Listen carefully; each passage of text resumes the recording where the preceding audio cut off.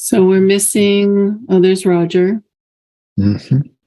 So we have a full complement. So far, yeah, I want to figure out how to spotlight people. Roger, do you tell me where I can find that?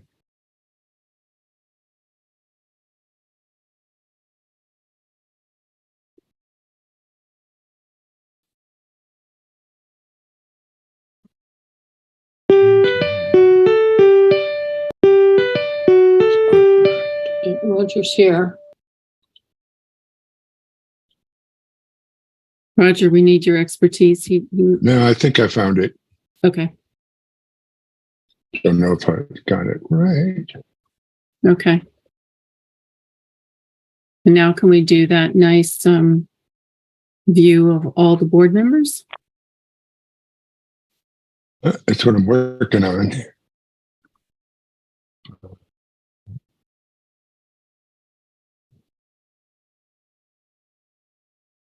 Working.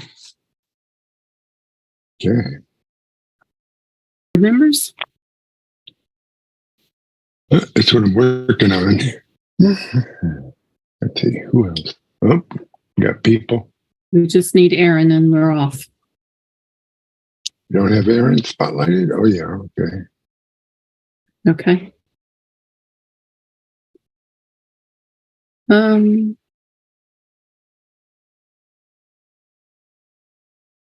geez.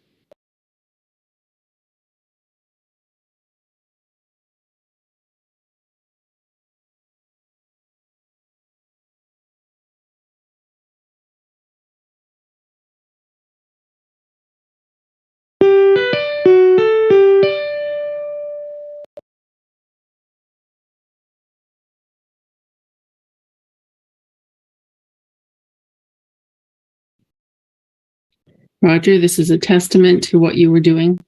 Exactly. It's like a one-man band.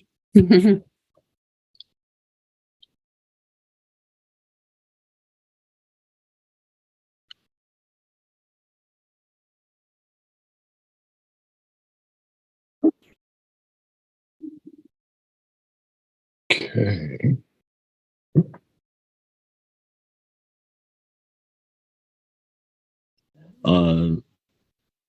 Racial equity policy, as well. And why wouldn't we do that with any policy that is looking at protected? Recording stopped. Recording in progress. Good. All set? Everybody in the meeting that needs to be in the meeting? Looks like the waiting room is empty. Yes. Good. Thank you for doing that, Rob. This will become second nature, I guess.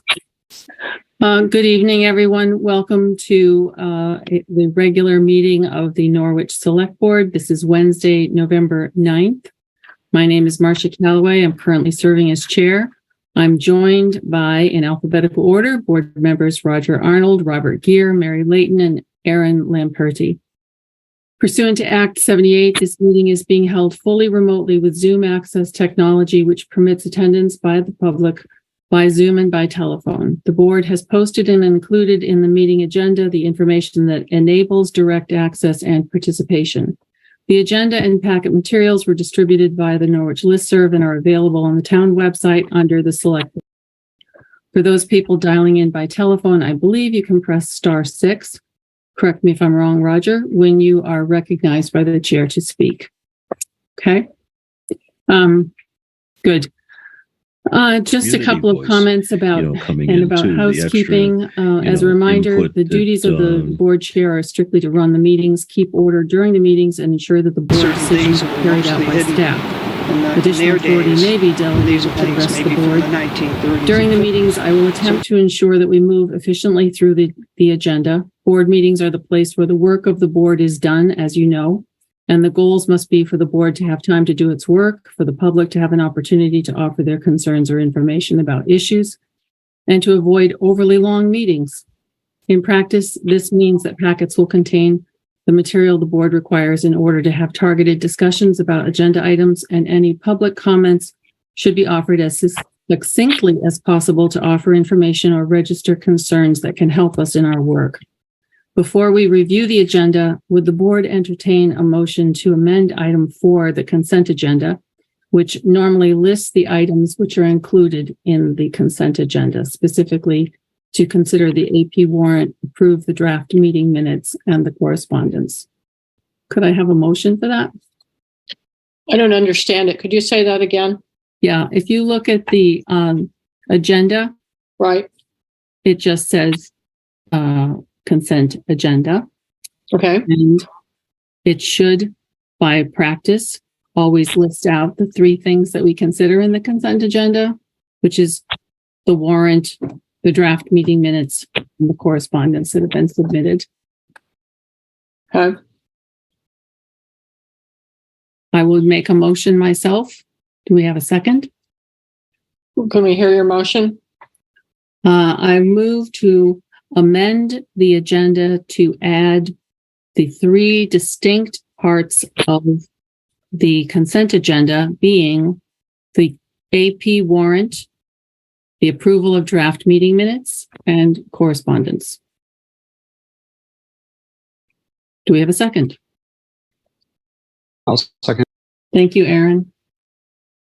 And show of hands for approval. Thank you. Unanimous. Okay. Agenda review. Can we have a motion to approve the agenda as amended?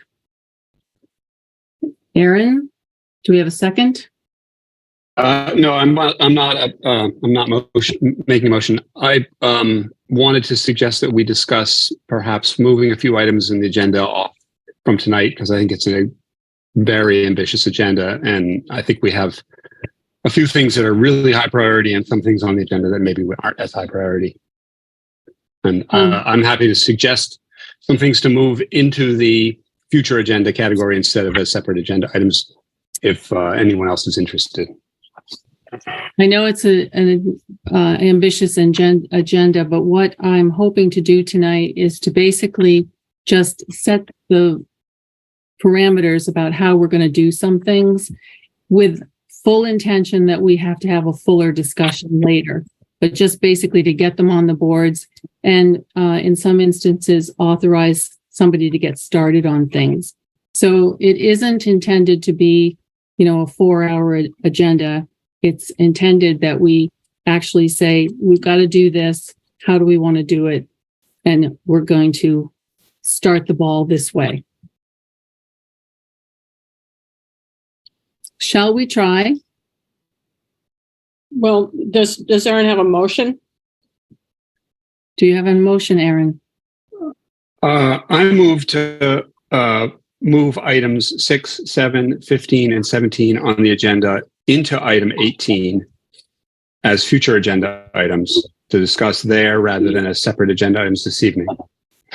Could you say those numbers again, please?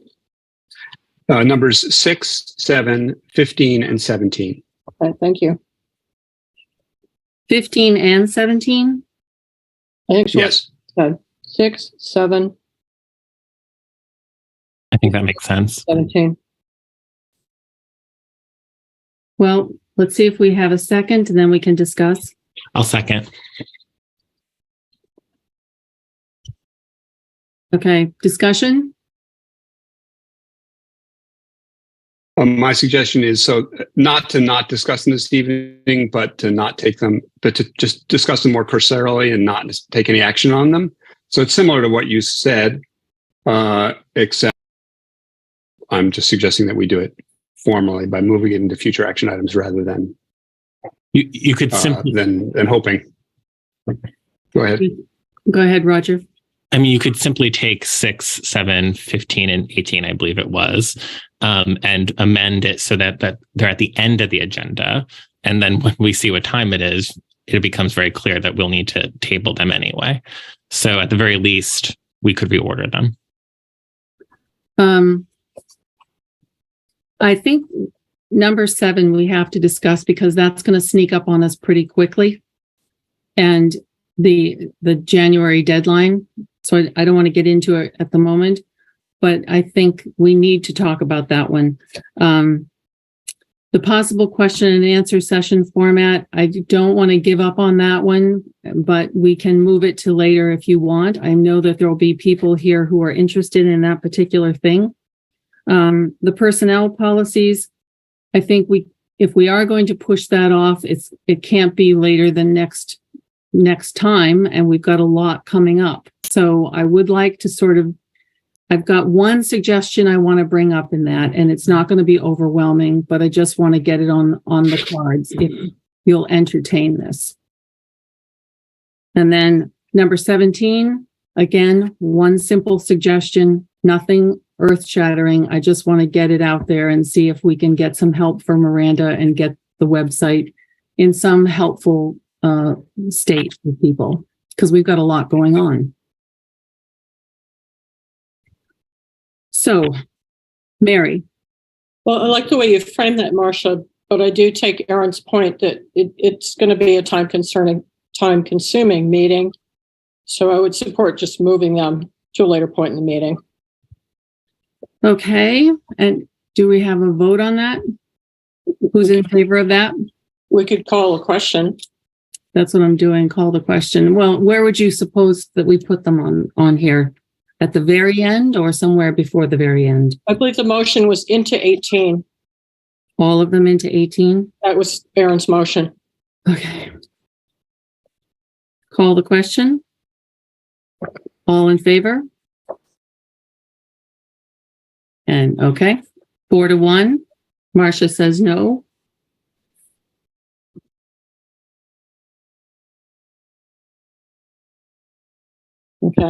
Okay. So that moves us to the consent agenda. Well, I think, do we have to approve the agenda as amended? Right. Okay. I move to approve the agenda as amended. Second? I'll second. Aaron? Okay. And then we need to vote. Mary, are you taking good notes on this? Because I'm yes, I'm trying to keep track of all this. Okay, good. Thanks. All right. So can we have a vote? All in favor? Rob? Okay. And I vote no. So 4-1. All right.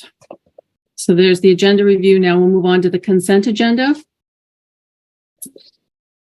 The purpose of this agenda item is to review the draft minutes of the last board meeting, review the AP warrant, receive and acknowledge, or pull any correspondence for future discussion. Can we have a motion to approve the consent agenda and then discuss any part of it and pull correspondence? So moved. Second? Do we have a second? I'll second. Aaron seconds it. Any discussion? Okay, I had a couple of questions. I don't know who can speak to the AP warrant. Do we have any idea who could talk to us about that? No. I did have a question about what the P&Z engineering services were. I could try and find out about that. I did want to mention that on the issue of signing warrants, back in our organizational meeting, I believe that I've got the language here, that all of the board was to be signing the warrants, I believe, except under special circumstances. And so I would like to return to all of us signing those. Yeah, I've got the language here. Just find it. All right. The organizational minutes of March 22, where the board voted that the chair or vice chair would sign the payroll warrants and voted that the accounts payable warrants could be signed by the chair or vice chair as long as the expenditures were within the purchasing authority of the town manager or necessary to be drawn between regular select board meetings or when the time between regular meetings exceeds 2 weeks, as long as the warrant is in the next select board regular meeting packet. So I'm just wanting to go back to the practice of looking carefully to see what is in the warrant and then making sure that the whole board signs it if they need to sign it. One of the things that came up this week was the appropriations warrant, which I signed as chair, but I wasn't very comfortable as signing for the board because I couldn't see any authorization for doing that. So I would like to review that at some point. Okay. What's the appropriations warrant? The AP? No, when the town votes to give certain money at town meeting to different organizations, those are appropriations, and apparently twice a year checks are issued, one in November and one in February, and or after the taxes in February.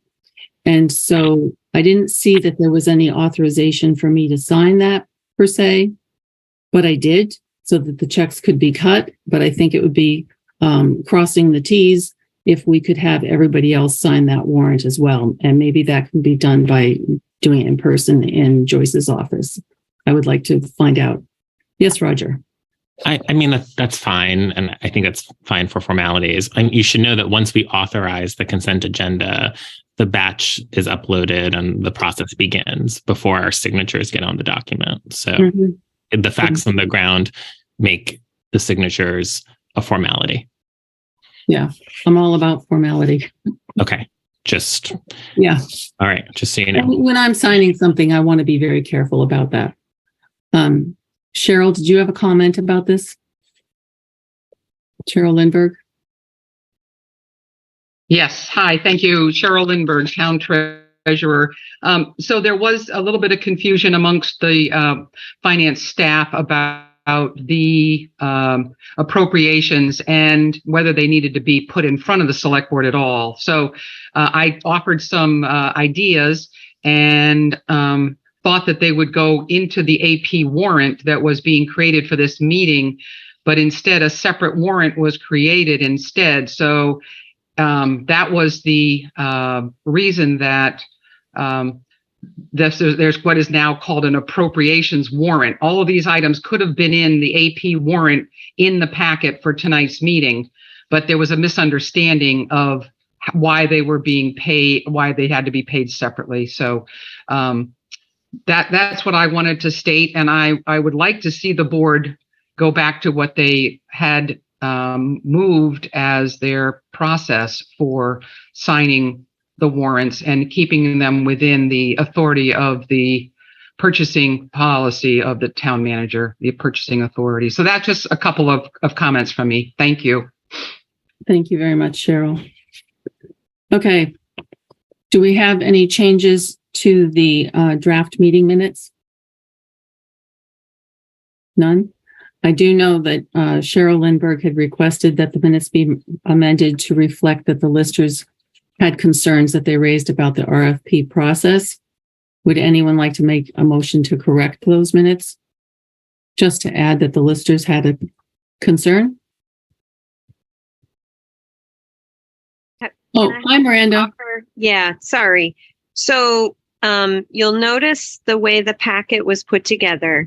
I put Cheryl's suggested amendments in the consent agenda right there with the minutes, the draft minutes. So in the past, when the select board has approved the consent agenda, when those amendments are offered, beforehand and can be included in the packet, when you all approve the consent agenda, you're approving those amendments. Does that make sense? Yes, I think it does. Okay. So I don't think you should need a second. In the past, you haven't done a separate motion. Okay. Thank you very much, Miranda. Yes, Aaron.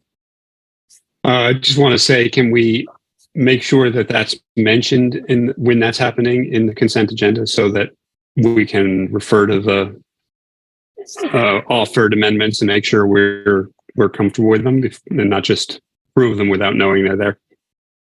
In the same spirit as you're saying, it needs the other items of the consent agenda need to be listed out. Yeah, I'll make a note of that. Okay. All right. And correspondence. Does anyone want to pull any correspondence? Okay.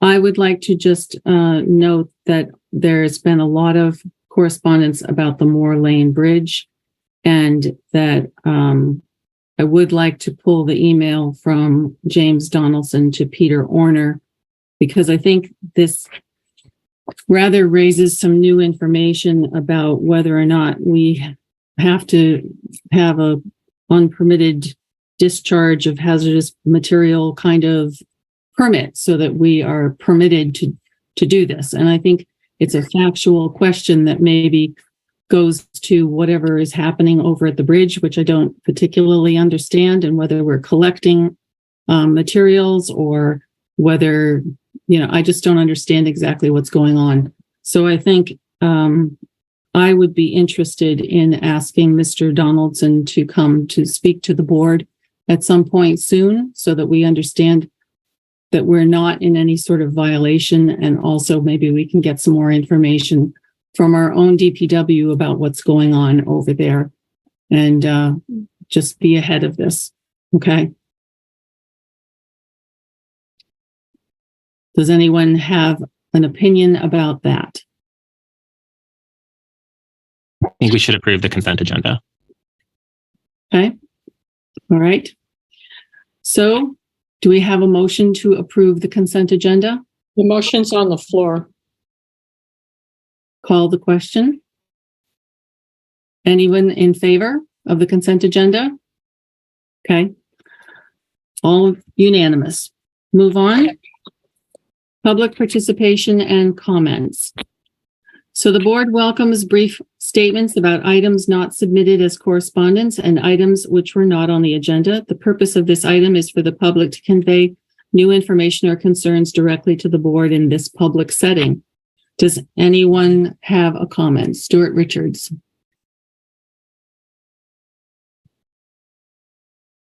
Is he muted? Stuart Richards, Board of Civil Authority. Whatever I say is my own opinion. It's not the opinion necessarily of the Board of Civil Authority. So I just wanted to call everyone's attention, and it's not that you don't know this, but if we're going to move our meetings or have in-person meetings, it seems to me that my experience over at the police station has worked very well. It's a great room. It works very well for small meetings as well as large meetings. So I hope that you'll consider that, mainly because it's a new building and the heating, the ventilating, and all of that, all those kinds of systems are in good working order. Second item that I want to raise is concerns advertising. There was, I think, in this past Valley News, 2 one-day ads for DPW workers. I don't know who's placing the ads or how long they're placing them for, but it seems to me that we're not doing, and I would love to be corrected. It seems that we're not doing enough advertising to get the required number of DPW workers and the required number of police. And I think that additional advertising, if in fact that's what's needed, that it can and should be done. Last item that I would like to raise concerns HR Happens and or another public relations firm. It seems to me that there's little known about why we do not have the services of HR Happens. I would love to know why they're not still engaged, why they didn't finish the contractual arrangements that we hired them to do. I think it would be very beneficial to have information about why they're not still performing their functions. And also, it would be great if we re-engage them so that they could finish their contract. So thanks for hearing me out, and have a good meeting. Thank you. Thank you very much. Manu? Yes, thank you. Manu Tasane, 428 Hawk Pine. Just want to say how happy I am to have seen a very detailed agenda, including the Q&A session. At the very least, I know that it got moved to future items, which is disappointing, but to have seen it show up as an item is a step forward. And also the third addendum that was shared, listing all the tasks the select board is working on, who's responsible, and by when those things need to be done, is really refreshing to see that level of organization being brought to the select board and the oversight of the tasks that need to be done. So I don't know who on the board led that, but whoever did, thank you for professionalizing and improving processes. Thank you, Manu. I'm guilty, with some help from my good assistant, Mary. And Well, then I would like to thank you and Mary for doing that. I think it's a huge step forward in helping the town residents understand what the select board is working on and the deadlines. Well, thank you. We'll see what the board has to say about that. Okay. Do we have any more public comments? All right. I would just like to make a couple of comments because I think it's good to sort of make sure everybody knows as much as they can about whatever's going on. I was notified by the TRORC that Jeff Martin of the Intermunicipal Regional Energy Coordinator Program is going to be leaving that program for another job with Norwich Technologies. And so the membership in that program is probably going to be on our next agenda, November 22nd.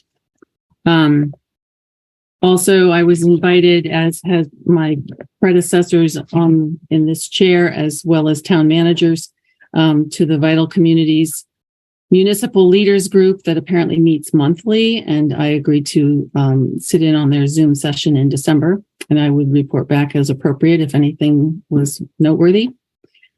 And then I always think it's good that there's a lot of things that always show up in the packet and often nobody says anything about them.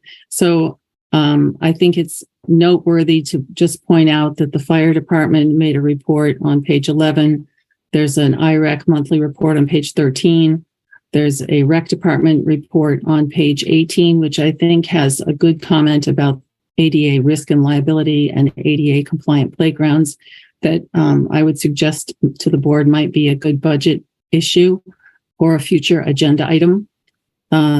And then, of course, the Energy Committee has something on page 25 for a report. And we also have police and DPW departments who are with us tonight. All right, so we are moving number 6, so that gets us down to number 8, authorization of the snowplowing agreement. So Chris Kaufman, would you like to present this particular agenda item? Sure, thank you everyone. And I appreciate coming out here. As you know, on the last snowplow assistance agreement that was presented by Rod, we had some discussions with Dan Clay Excavation, who historically has done plowing for the town on various roads throughout, from my understanding, for many, many years. We did get approval for that. And after I approached him to sign the agreement, the company basically stated that they were, couldn't do what they said they were going to do, and we're going to have to add a fuel surcharge. They weren't sure exactly what that fuel surcharge was going to be, and it was going to be fluctuating. So at that point, I didn't feel comfortable moving ahead with the agreement because we couldn't settle on an actual pricing. So I approached Chase Site Services, who come very highly respected. They also work for the town of Sharon to do snowplowing services in various other communities. And we were able to discuss with them the snowplowing activities, and they actually provided a flat rate to the town, which doesn't include any fluctuating pricing. They also have a municipal style truck, which is basically something that we would have preferred to have, so they can actually perform, additional sanding operations that that unfortunately the prior contractor could not do. So even though we were fully staffed in years past, that company did still continue to provide support to the town. So basically, I decided to move ahead and present this to the board as an option to support our services this season. As you know, we've been understaffed. We did bring somebody on board recently who has interested in getting her CDL, and so we're hopeful that she will have that, which will bring our CDL driver staff up to 3 full-time folks. But in the interim, do feel it important that we have the resources available to provide snow plowing for the town. And basically, I'm recommending to the town that they enter a contract with Chase Site Services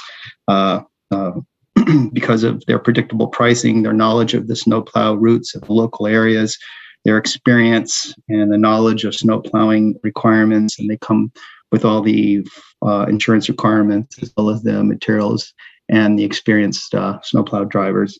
And in the details, it includes the routes and the specific information. This would be a total seasonal rate for a lump sum of $78,560.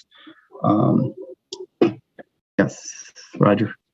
Oh, Roger, do you? Oh, I'm sorry. I didn't. Sorry. That's okay. It's cool. I would like to make a motion, Marcia. Can I do that, please? You can make a motion, then we can discuss. Yes. I move to approve the contract with Chase Site Services to provide snow plowing services for an amount not to exceed $78,560.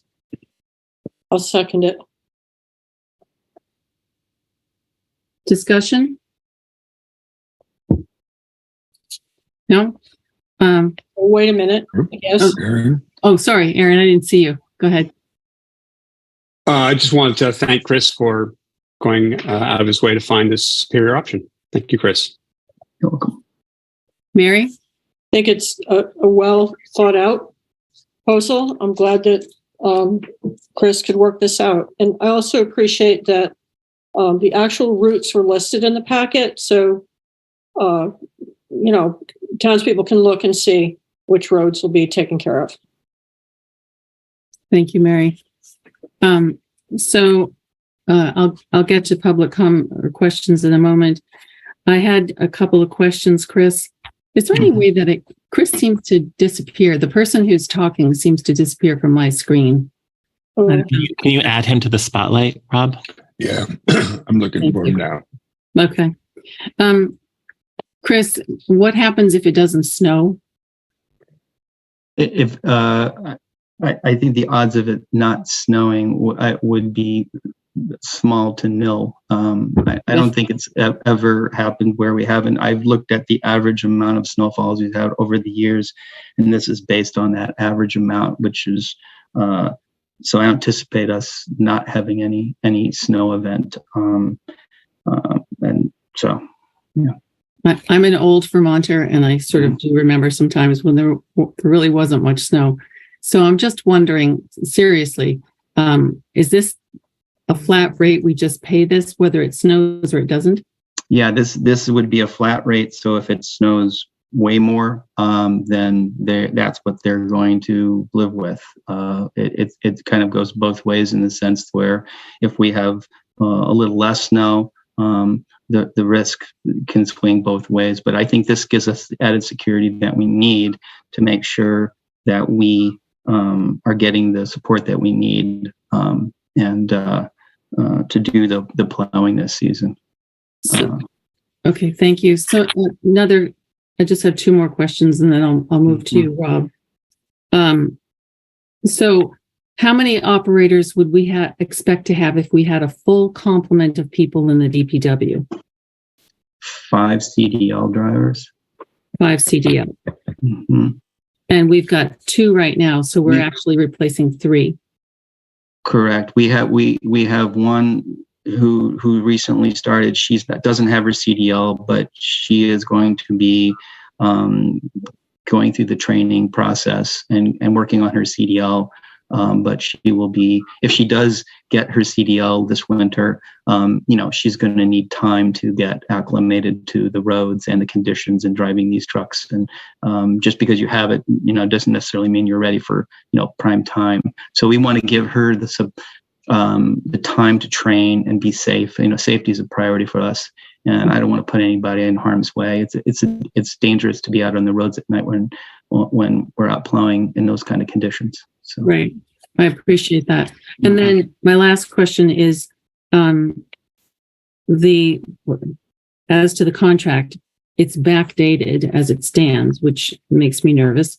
And also it says that the DPW will discuss how personal or property damage will be addressed if it happens.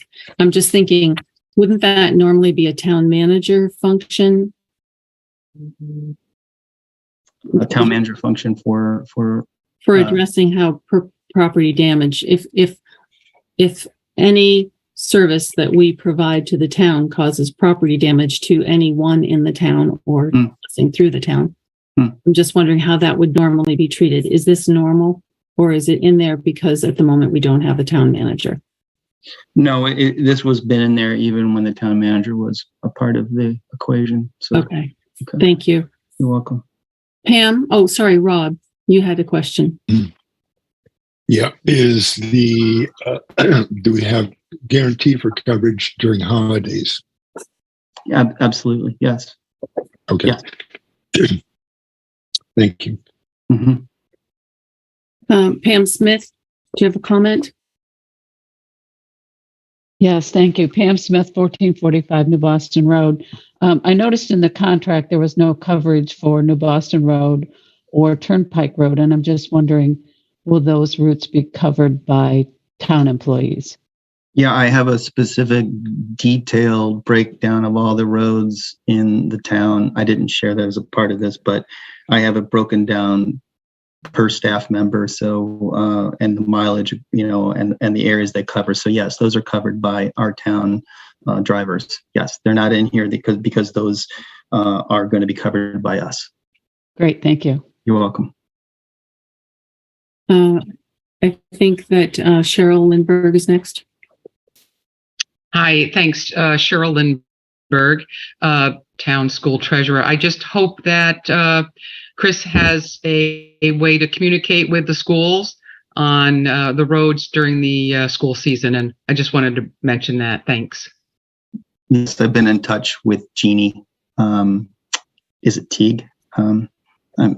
Teague, right? Yes. Yes. I've been in touch with her, and I've spoken with her last year as well. So yes, we are in communication. We're going to be discussing those specific issues here shortly, but we've exchanged emails just recently. Manu? Yes, thank you. Manu Desani, 428 Hawk Pine. How much, my question is, we're outsourcing the work for 3 employees that we should have had, but we don't have. How much more expensive is that versus actually having had those people on staff? And that question is for Madam Chair. The question is for Chris Kaufman, if he knows the answer. Thank you. Chris? Yeah, in the last submittal we made, I think I estimated for 4.5 months with overtime and everything, it was approximately about $33,000 per driver or equipment operator, I should say. So yes, this is actually more affordable going this route. I'm sorry. Is Chris saying that it's cheaper to outsource the work than for us to employ the workers? Well, I guess what I'm saying is that in this particular instance, based on historical information we have with regards to paying staff and the overtime incurred, that this pricing here reflects a cheaper alternative for that particular, yes, for substituting that work. Correct. Okay, thank you. Aaron, I think you were first. I would think it would probably be accurate to say that if you had hired 3 people, they wouldn't only be plowing the roads. There would be other work that they would be doing. So it's not an exact comparison. And that is true. Yes. I mean, I mean, when we're plowing, we're right on it. We're plowing, but yes, when there are those downtimes, we're doing other things. Yes. Roger? I would make plain that our DPW director, and he can speak to this himself, is not outsourcing our plow route coverage to undercut or our public employees in any way. He is simply taking a proactive measure to ensure coverage of our snowplows in a difficult hiring situation. So thank you. If those intentions are not plain, I hope I just made them plain. You did. Thank you, Roger. That is absolutely plain. My intention has been to fill these positions, and we've been actively out there trying to fill these positions. So we were just left in a situation where I didn't want to leave the town exposed to not having adequate coverage. I think the most important thing is that the town have the snowplow assistance as necessary to fulfill our obligation to keep the roads clear and safe so people can go about their business. Madam Chair, may I make a comment? Yes. Yes, go ahead, Manuel. I would like to point out that we're in this situation because so many people left the employment in our town under the current leadership. So to say that, thank you very much for the work you're doing to replace these people and outsourcing the work is a bit misleading. Actually, it is misleading. We lost a lot of employees in the last few months, and we are in this situation because of the current leadership, including everyone in the running of the day-to-day of the town. So I want to state that clearly, that it is the view, at least my view, and of many other people in town. Let's not whitewash the situation we're in going into the winter, blaming the market, please. Thank you, Manu. Stuart? Stuart Richards, Board of Civil Authority. Chris, can you tell me when the payments will be made? For it's in the contract. It's in the contract. It's under the contract. Monthly. I believe so. And how does that $78,000 compare to the contract that was not accepted in the end? What's the comparison there in terms of the cost? Do you have that information? I wasn't able to finalize those costs because of the fuel surcharges that he was proposing to add, and based on what he was discussing with me just in a very general way, I realized that this was not going to be feasible. I mean, he was talking, Can you tell me what the original cost was? Madam Chair, I move to call the question. Just a moment. I move to call the question. I'd like to be able to I heard your motion. my questions. Chris, it sounds like you can't answer that question. Is that true? Could you ask the question one more time? Because I was curious to know what the original proposal was that the contractor tried to modify. What was his original proposal? The original proposal was in the last submittal that we did, and then so when I went back to him to sign that, that's when he brought up this the fuel surcharge, and so we couldn't, resolve that. And it was unclear. Okay. Madam Chair. Madam Chair. Let me finish. I think that we had that information in the last meeting packet, and what Chris is telling us is that he received new information. Oh, I got that.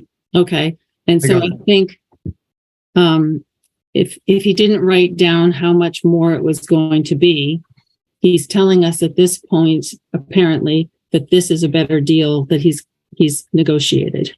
Understood. Okay. Can I ask one more question before you call the question? One more question. Very short. I'd like to know what advertising is being done, Kristen. If you're the one who's doing it, can you tell us where you're advertising and how much you're spending on it? Stuart, can we hold that because we have an invitation for town topics, and we're going to be able to talk to Chris, and that question might be more appropriate for that moment. So I think we should call the question unless I saw the three gentlemen on the board raise their hands. Does anybody have any concern that they want to raise before we call the question? Okay, I'm calling the question. All in favor of this proposal? Unanimous. Thank you, Chris. Thanks, Chris. Thank you. Thank you. All right, now moving on to town topics. Basically, I'm welcoming, as you know, my little position here on the board, any available information from departments about their current work, whatever you want to share. And so, Chris Kaufman, if you're still here with us, I would love to hear whatever you'd like to offer in addition. If you want to augment anything in your report that you filed, please do that. Thank you. Can you hear me? Yes. Okay. Okay. Yes, I have a report in here, kind of basically what we've been doing. We've our focus this last month or so has been working on winterizing and putting our summer equipment away and getting all our maintenance of our equipment in order. We've been making that a priority. We're continuing to manage the transfer station effectively and support the guys over there doing their job. We've been out on the roads dealing with roads, grading the roads and wrapping up the grading work this season. I think we've been very responsive to the community and very proactive. We've had a smaller crew, but I believe we've been working highly efficient. And one thing I will have to say, we have a really tight, solid crew that's happy to come to work, that we really like each other just on a personal level, and I think I throw that out as just an extra. I think we have a really solid foreman that has well over 30 years of experience, and we have some really, really great folks coming on board, one of which was working for us last year. She was here and she's coming back because she really enjoys the work, and I think that's a testament to the kind of work we do there. Everybody really enjoys supporting the community and making sure we're doing a good job, and doing it in a good spirit, which I think is important. We have all our salt, and we have our winter sand, first batch of winter sand we delivered, so we're in good standing there. We're waiting for our first salt deliveries, so those are coming. Those are a little delayed this year, as you know. The salt, drama has always been ongoing, but that's been resolved and we're moving forward with that, which is really exciting. And basically, again, I know that we're wrapping up the Tiger Town and Route 132 projects, which I believe went off really well this year. We were able to also bring down some trees along Tiger Town Road that were really problem childs, with the plows hitting them and things like that. And we were able to successfully bring those down, which was really, I think, a great thing. I wanted to point that out. And actually, I did attend the VCLT conference in Killington to sit on several sessions on worker retention in municipal government. And I think it's important to note that VTrans is also having trouble having enough staff to support their people, and they've actually had to contract out part of their work to private contractors. So it definitely is a challenge, but I see us coming around the bend here. I believe in the next year we're going to have a tight, strong staff. And I'm working really cooperatively with the town of Thetford, the town of Hartford, the town of Sharon. We actually recently had a municipal, Rita Cito organized a meeting for all of us. And we actually sat down on the computer. We talked through issues, and they are supporting us also, and anything we need, and supporting each other with equipment as we need. So I think we have these good relationships, and it's important to maintain these, especially in situations that each town faces. And then I think, mostly the rest of it is just working to, working on training programs and moving forward to help wrap up projects this year, like the Moore Bridge. So, thank you. So, speaking of the Moore Bridge, can you tell us how that work is going and what exactly is being done? Yes, right now, as you know, we have a contractor that was the low bidder on the project, and they are out there actively. They've been out there all week. We've advertised that we were going to be closing the road, and the road is temporarily closed until the middle part of next week. We're currently basically what we have done is we pulled all the plastic off the bridge that was put up by Clean Harbors, and that was put in a drum and it's being stored at the DW until they pick that up. And right now they're doing the installation of a temporary containment. Basically what this means is that basically we're putting absorbent material underneath the bridge with treated plywood to help eliminate the emulsion material from dripping into the water. That I have had multiple conversations with James Donaldson about that, and his concern is that first and foremost is that we eliminate that connection, which we are doing. We don't know if it's going to be 100% bulletproof, but we believe that it is a step in the right direction to at least respond to the DEC. If we didn't do this, from my understanding from James, we would have been issued a notice of alleged violation, which I don't believe is anybody's interest to go that route. It's important that this containment system is allowed to sit up there, and then we'll evaluate it come summertime, and Mr. Donaldson will come out, and if we feel as though that this is something that is eliminating that connection between the emulsion and the underlying brook, then I believe it's up to the town to decide what they want to do, whether they want to leave the containment system or they want to just, do something else. But right now, at this point, they're in the middle of putting up all that material, and they should have it complete by the middle of next week. That's a good summary. So I'm just wondering, it sounds like that containment system is going to be storing this waste. So does that mean that we need a permit for storing hazardous waste? No, it's not storing it. It's just eliminating the emulsion from dripping into the water. It's what happens when that emulsion, when it warms up and the water moves through the bridge, it moves through and sometimes creates a sheen. I don't think it was creating a significant sheen. I didn't see any significant sheen, but there obviously may have been.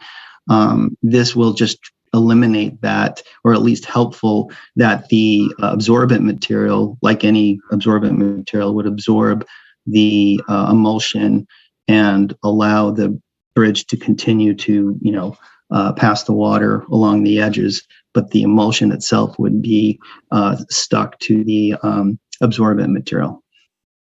So some of the information in the packet today that was provided by other people talked about the sort of fad, I guess, in the 70s of trying to put up wooden bridges, and that they had to have preservatives, and this naphthalene was one of the preservatives, I understand, that was used. So I'm thinking, I'm not clear about whether whatever this emulsion is coming, if the emulsion is the same as the naphthalene, if it's coming from the wood, if it's coming from the tarmac.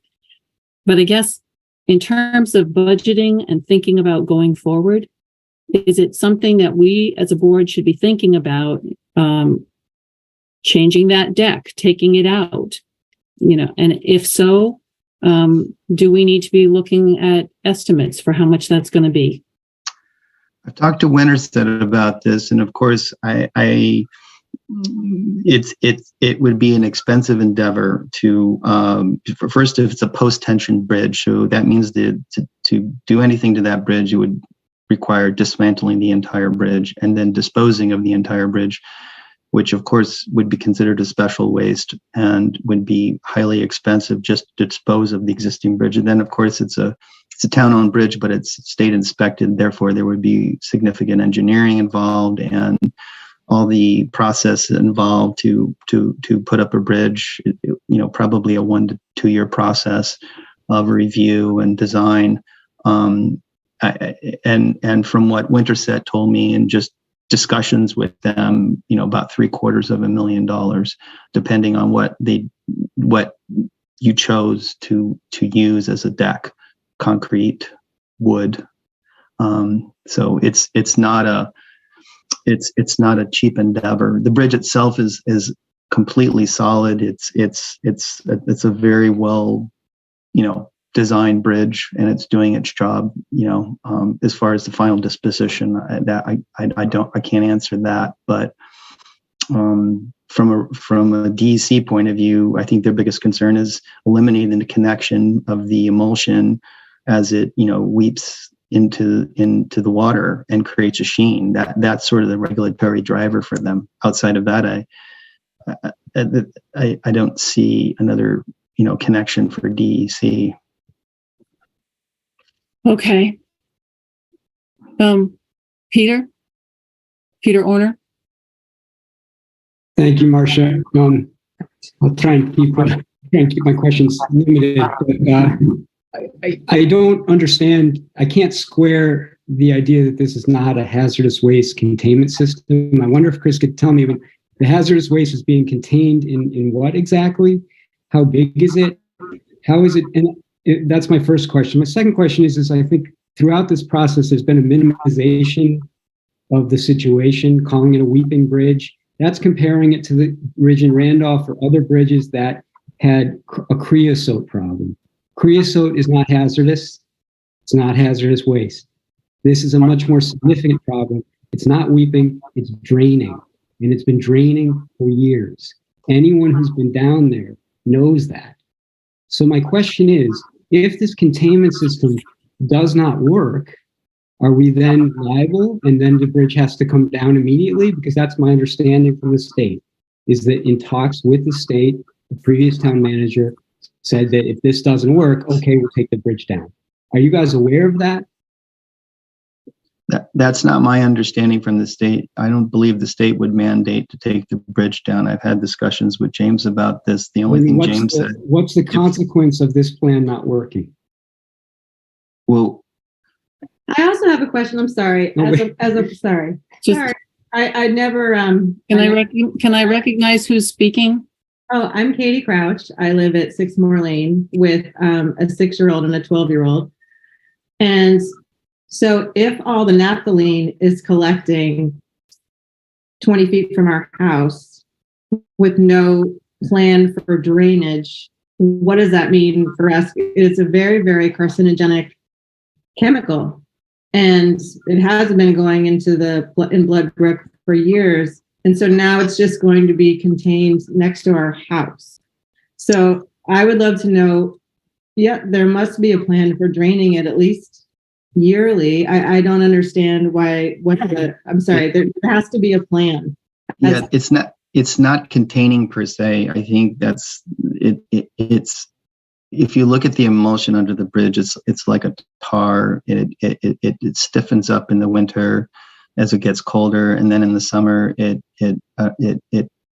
emulsifies, and the water that makes its way through the bridge sort of moves it along, so to speak, and then it sort of drips slowly. Chris, I'm sorry to interrupt. It's petroleum-based emulsion, so it's petroleum. It doesn't. I've seen it. It doesn't. It's not like it dissolves, as has been suggested in this meeting previously. So we're just trying to really understand and make it clear so that you can make it clear to the town exactly what is going on here. And it doesn't seem to me that by saying it's not a containment structure, then what is it? What is the stuff doing in the my kids call it the bucket. Is it a bucket? Where is it going?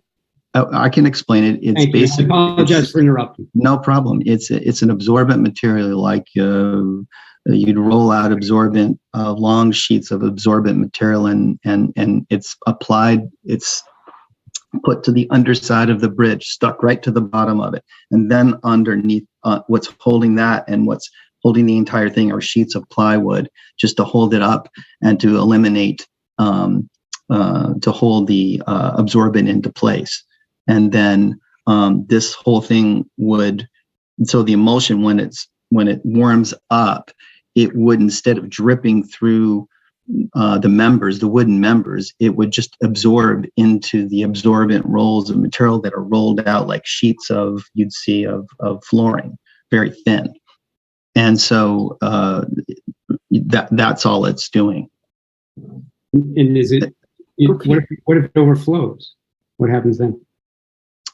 It wouldn't overflow because it's not really like that kind of, it's not moving like that. Most of this is just storm water. The emulsion itself is just a slow moving, sticky substance that's not going to, I don't think it's going to move very quickly. It's going to absorb into this material. And our hope is that, as you're seeing now, it sort of drips along it finds its way to the edge and then sort of drips down the sides of the concrete abutments. And sometimes from the middle span of the bridge, the idea is to eliminate that. And our intent is to allow the absorbent to do what it's supposed to do, and that is absorb this material and keep it in underneath that structure as it is now. Be okay with your 6-year-old living next to this structure? I thank you, Katie. I understand. Sorry, I'm just like, I understand. So, okay. You're a neighbor, and we understand what this is like when you have children and you're worried. The characterization of the chemical isn't jiving with what I have seen and what other people have seen. So it also isn't jiving with what I understand from the contractors. They don't know if this is going to work, and including the state doesn't actually believe necessarily, from what I understand, that this is going to actually contain the chemicals. So if this works, great. But I'm asking what happens if it doesn't. Yeah, and I think at this point, Chris has kind of answered everything that he can answer. And I think that the board, probably needs to find out more about this, because it's not just we've done this and that's it. There's obviously an ongoing process here. And, my personal question is it the right process? So I think we need more information. And to that extent, I think, I thank you, Chris, and I would bring this back to the board so that we can have more conversations. Roger. Marsha, I think there isn't any more information or different kinds of explanations or different styles of explanations that will be satisfactory. And I can understand and appreciate why it will be unsatisfactory. I think what we need to do is we need to begin to have agenda items that relate to budgeting and discuss the possibilities that this bridge has for budgeting. That is the best thing that this board can do, in addition to just hearing updates on the work. The emulsion will solidify in winter, it is believed, and we will have a plan. We will have this system in place for the spring, and then we will have March, through the mechanisms of town meeting for further budgeting work. Mm-hmm. And so I really think that, we've done what we can in this moment, and we need to now get to work on the solutions. So it's 7:33. So to the spirit of that, Roger, thank you. I think this is an important topic that we really need to, we have identified this as something that has to have a budgeting component. And I think as part of that component, we are going to need some more information. Quickly, Stuart, can you ask a question? Stuart Richards, Board of Civil Authority. So is it, Chris, if you're still with us, is it your understanding that the emulsion or the chemicals don't need to be disposed of, that they freeze in the winter and that they remain underneath the bridge in place otherwise, or do they actually need to be disposed of? From my understanding, right now, that this absorbent material would just stay under there, and it would just eliminate the connection between the water and the drippings. So, in other words, it would just contain that as it was containing before. In other words, instead of it being in the wood itself. It would be in the wood and on the absorbent material. So there would be no difference. The material is still there. There's no difference. The emulsion's always been, soaked into that wood. So the absorbent material, its only function is to keep it from connecting to the underlying waters of the state, which is where the spills program comes into So what play. you're saying is there's no overflow and there's no need for disposal. Is that correct? Yes, correct. Thank you. Okay. And who is phone number 847? Linda. Linda Cook. Hi there. Linda Cook? Linda Cook. Yes. Has there been any consideration of putting a weight limit on that bridge? And how the weight on the bridge? Because now we've got larger trucks, bigger than a 10-wheeler. We're up to whatever those long trailers are called now. Should that bridge have that kind of weight on it? I know our roads can take it in some cases, but are there weight limits? Because I don't believe I've ever seen that posted.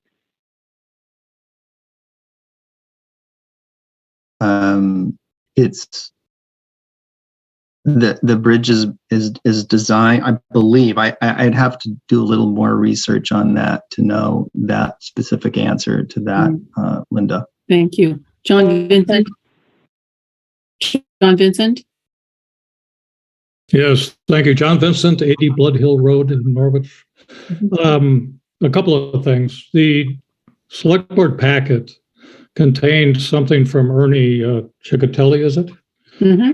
That showed that the bridge, when it was constructed, was considered a demonstration structure. In other words, they were trying to determine whether this type of wood structure could work in other areas of Vermont. So in a sense, it was an experiment that was carried out by the state. And actually what they found now is that the experiment has failed. So that this isn't a good type of structure to use in the future for various reasons. Because the state designed the bridge and was responsible for building it, do they have some financial responsibility for rectifying the problems associated with this bridge? Has the select board written letters to the state asking them for financial support? The original bridge, from what I understand from the select board package, 80% of it was paid with federal money, 16% was paid with the state, and the town was only liable for 4%. But now it appears the town is liable for 100%. And why is that? Is there a maintenance agreement that's been signed off in the past that says that going forward the town is going to be fully responsible? Or has anybody looked into that to determine whether the state does and still have some responsibility? I think, John, those are good questions. And to my knowledge, they haven't been raised, but they are definitely on my mind. And I think we should be looking into it. Mind you, it's a 50-year-old experiment. So I don't even know how that would play out, but I think those are good questions. It's only, it's not 50 years. It's more like 32 years old. Now, a bridge like that should last 50 years or more. It's been there for 32 years. Yeah. It's not clear how long it's essentially failed in the sense that it's releasing hazardous material into the creek. So that's not so relevant. As far as the weight limit, that's a valid thing that Linda's asking. From the select board packet, the original design was designed for 40,000 pounds. Okay, it's not quite a semi truck, but then it's not it's only a 32-foot span. But you are adding weight, adding 2 layers of plywood. You might be absorbing water. So there is some additional weight going onto the structure. So it's a valid thing. And I'm assuming that Stantec, or whatever it is, this town worked with Stantec, an engineering company, to help develop this solution. I mean, they supposedly have engineers that can look into things like this and should be making recommendations. Another question to be asked, I think. We've spoken with them, and this was an adequate design for the type of bridge. Good. Okay. These are all good questions, and I think that I'm pretty sure that Chris is taking them on board, and we will look up whatever information we can find about the genesis of this thing and decide whether we have to or can do anything. Aaron, did you have something to wrap up?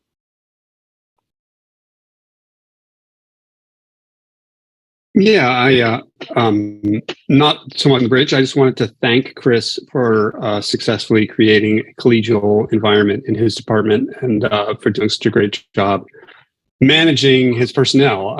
I don't know that the department has been so collegial in the past. I've heard that it was not. So I'm pleased to hear that it is now. Thank you, Chris. And thank you, Chris, for coming tonight and sharing all of this, because obviously people are very interested. So keep us apprised. Will do. Thank you. Thank you, everyone. Thank you. Thank you. We also have our new police chief here with us, Wade Cochran. And Wade, would you like to just say hello? And I know that you have got a report in here. And if you have anything that you want to add about that report, please do. If you don't, then we'll move on. Sure. Thanks, Marcia, and good evening, everybody. Halloween was kind of my intro to a lot of people. I got to meet a lot of nice people and got Erin hand out lots of candy out of her boot, which I've never seen. So that was great. So as I'm learning more and more about Norwich and goodness for Judy and Anna, who are definitely educating me on how the police department itself works. One of our biggest hurdles is obviously recruitment. So I'm working on that. Definitely recruiting. I have 2 interviews next week. So we'll be interviewing 3 different people next week. The big thing, and that was in the packet, but that's happened very recent. One of the big things that we have to look at is the people to fit Norwich. Right? We want the right people for the town. One of the things that I've kind of identified is, do we want the person fresh out of the academy, or do we want to kind of look for people maybe with 10 years of experience, which we are a little bit more mellow, a little bit more fitting for what we're all working. So we have to weigh all that in. And with that, the touchy part, right? Salaries, and we're definitely going to have to take a hard look at that. I'm getting some numbers now, but we certainly are not competing. So that's something for the board to look at in the future. And I'm sure that's going to come up. So, but we have some candidates in the wings. And I think if we work on the salaries a little bit, we can definitely get some others that are maybe from other agencies that would be interested, because Norwich is a fun, unique town, and why not welcome those people? As far as other things, we just took delivery of the RAV4. And that's now at the PD. We're waiting. One of our unmarked cruisers is being looked at, and eventually will be stripped of all the police stuff that's in it. I was able to find a local person that it's actually, I say local, I mean local in Vermont, that is going to definitely save the town of Norwich money. He actually just got the state police bid for all of their state police cruisers. But it saves us it's in Waterville, Vermont. But it saves us from going down to Mass, to New Hampshire. We can keep it local, and he's recommended. And I met with him today, and he definitely is going to save us a lot of money there. So, and as far as anything else, I'm learning the town, learning the streets, and I've got a lot of great emails welcoming, as well as people welcoming me as well. So appreciate that. Keep up the good work. We'll try to do it. So thank you very much, Wade. Budget season is around the corner, so we'll be expecting to hear from you. Absolutely. Okay. Thank you very much for coming. Thank you. And now we have 2 brand new health officers as of November 1st. So, are you here, Alex? And I don't know who's here. It's Alka. Sorry. Where are you? I don't see you. Oh, I don't know. I'm somewhere. I turned my video on, so I should be. Okay. We may find you. There's Alina. Okay. So anything that you want to offer about the work that you're going to be doing, questions that you have, whatever. We just want to welcome you and sort of have this open conversation so that people can see who you are and go from there. So anything you want to offer? Yeah, I can quickly introduce myself and then Alina can go. So I'm the town health officer as of November 1st. I do have a pretty long background in public health, although I will say that the first call we got as health officers was outside of anything I've ever thought of as a public health job. But we did manage to help a family with that was looking for a green burial for a family member. Yeah, so Lena and I are happy to be in this role. We are still figuring out what the manual says and what lies within our role and what lies outside of our role. And so I've been getting some, I haven't been getting any calls per se in terms of, hey, can you do this as a town health officer? But I think we need to put some kind of a more systematic thing in place in terms of how people can reach us and around what types of issues and so on. And also for us to know how we can redirect anything that doesn't fall within what a town health officer can manage. But before I go on, I'm going to hand over to Lena so she can say something about herself. Thank you.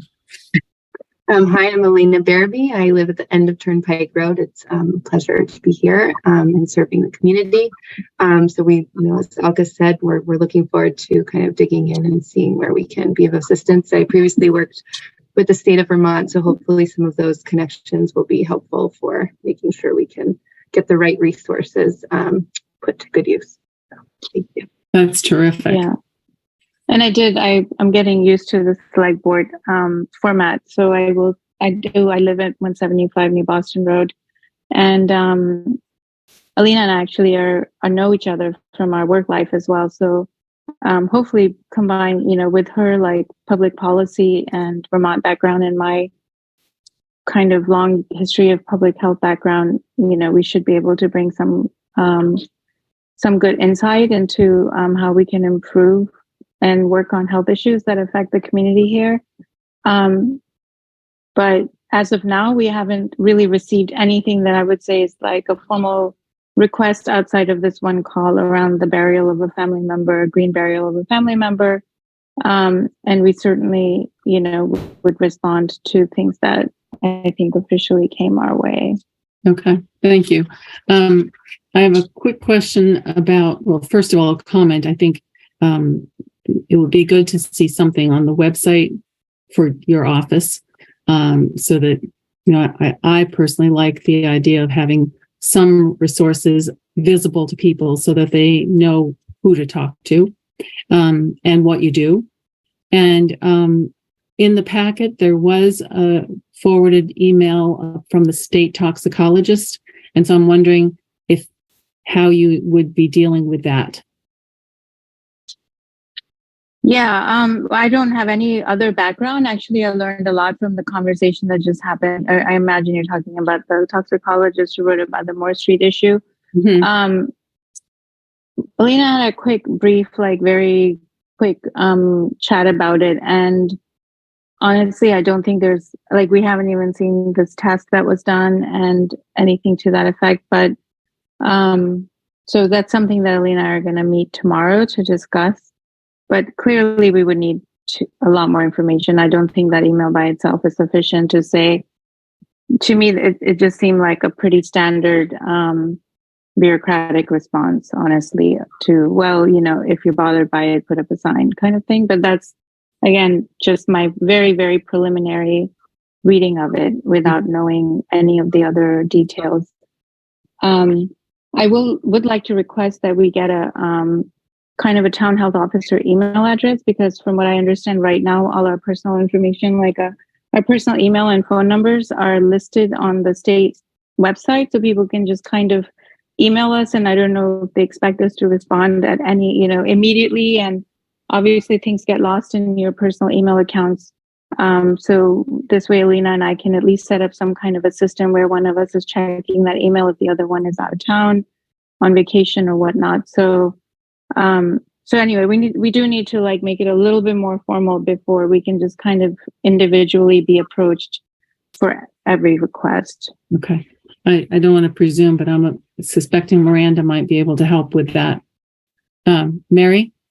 Yeah, I'm interested. I don't know if this is your purview, but just with rental properties in town, just that they are healthy, that there aren't mold issues or heat issues or things of that sort. So, yeah, my understanding is that right now those requests come through on an individual basis, and that renters are pretty vulnerable when they make those requests. And that's obviously not a situation that leads to people being willing to come forward if they feel that they're at risk of losing their housing situation. So certainly something we need to think about, how to make that a little bit less risky for people. As far as I understand, the town doesn't maintain a list or rental registry, so we don't actually know what all the rental properties are and if they need to ever meet any kind of standards or be inspected or anything to that effect. I don't even know in the state of Vermont that's allowable or legal or expected. So certainly something, we always think about, well, what can be systematic as opposed to made you feel like you're kind of going on a case-by-case basis. Mm-hmm. So I agree with you that I think it's really important, and we should make sure that it's possible without people taking on inordinate amounts of individual risk to report something. Thank you. Good thoughts here, Elka. Very good thoughts. Peter Orner, you have a question? Just a question and a comment. I want to thank you both for serving. First of all, I think I'm thrilled to have you here and welcome. And in the context of the state toxicologist letter, the state toxicologist had the information, the very limited information about the cancerous chemicals, carcinogenic chemicals associated with Moor Lane Bridge. And that is why it went up the chain and they issued that. As far as I understand, the previous town health officer, which, frankly, let's be honest, did not have any experience to be a health officer, didn't act on it. So I really appreciate it, and I'd love to talk to you guys more. And I do think that the issue here is needing to know more about the chemicals in order for you guys to make a judgment. But I'm really glad you're here. Thank you very much. Thank you. Thank you both for coming, and we look forward to seeing more of you on our website and here potentially as well. Okay. Thank you. Thank you. Thank you very much. You are welcome additions to our family here. All right. Next, we're on to the appointment of a select board member to the Appraisal Review Panel and review of applicants for the public position. Unfortunately, I think we don't have any applicants for the public position. And more unfortunately, I think we were scheduled to have a discussion or a selection about this for meetings to happen at the end of the month, if I remember. So I think at this point, all we can do potentially is to decide on which select board member will serve on that panel. Does anyone have an interest in volunteering? I have a motion to make, and that person can then decide. Go ahead, Roger. I move to appoint Rob Gear to the reappraisal committee. Second, Aaron Lamparty. Okay. Discussion? I think Rob has served, if he's willing, he has served as a justice of the peace for many years, has seen many appeals, and is like knowledgeable about the work. So I think he's a great choice. Any other discussion? Rod? I would be willing to do so. That's an important part. Okay. Yes. May I call the question? Yes, please. All in favor of Rob serving? Unanimous. Okay. Thanks, Rob.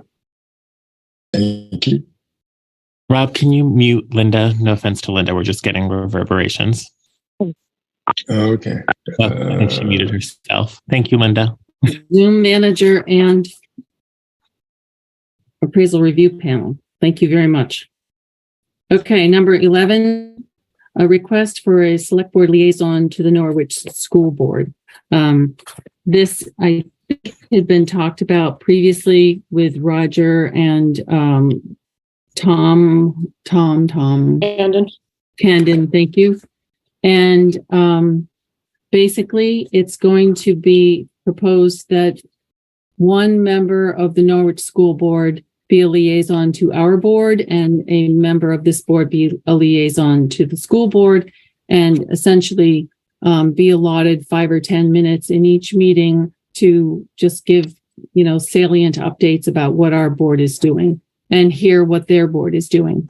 I think it sounds like a great collaborative thing that we probably should participate in. And I'm just wondering, not to overburden one person, but it could be potentially, I would suggest maybe we could do one person if they were willing, or a rotating thing so that it didn't have to be perpetually in one person's ballpark. What do you think? Aaron?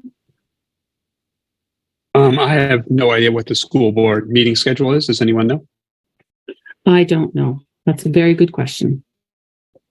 It's usually the first, I believe. First Wednesday. Okay. I think so. I mean, I can check really quickly. They publish if it. It's Lily Treman who's on here. She may know the answer to that. Lily, is Treman family? Hi, Lily Tryman, 236 Main Street. So the school board meets the first Wednesday of every month. I believe at 6:30 in the MCS library. I currently serve as the school board liaison to the Marion Cross PTO, and it's a fairly, it's a low intensity position. You just go and you're usually one of the first agenda items. You give an update for what the school board is doing, and then you can exit the meeting. And I envision the select board and school board liaisons would work in much the same way. So you wouldn't need to sit through an entire 3-hour school board meeting. You could come and give your report and head out. And I would hope that the same could happen with the select board. Thank you very much. Is anybody willing to volunteer to be the liaison, or would we prefer to have a rotating position? Aaron? I'm willing to do it for, a while, till March. Okay. I don't know. Do we need, yes, Rob? I could be a backup if there's a conflict. Okay. That sounds good. Do we need a motion, or do we want to just agree? Probably need a motion, don't you think? Probably, yeah. Okay.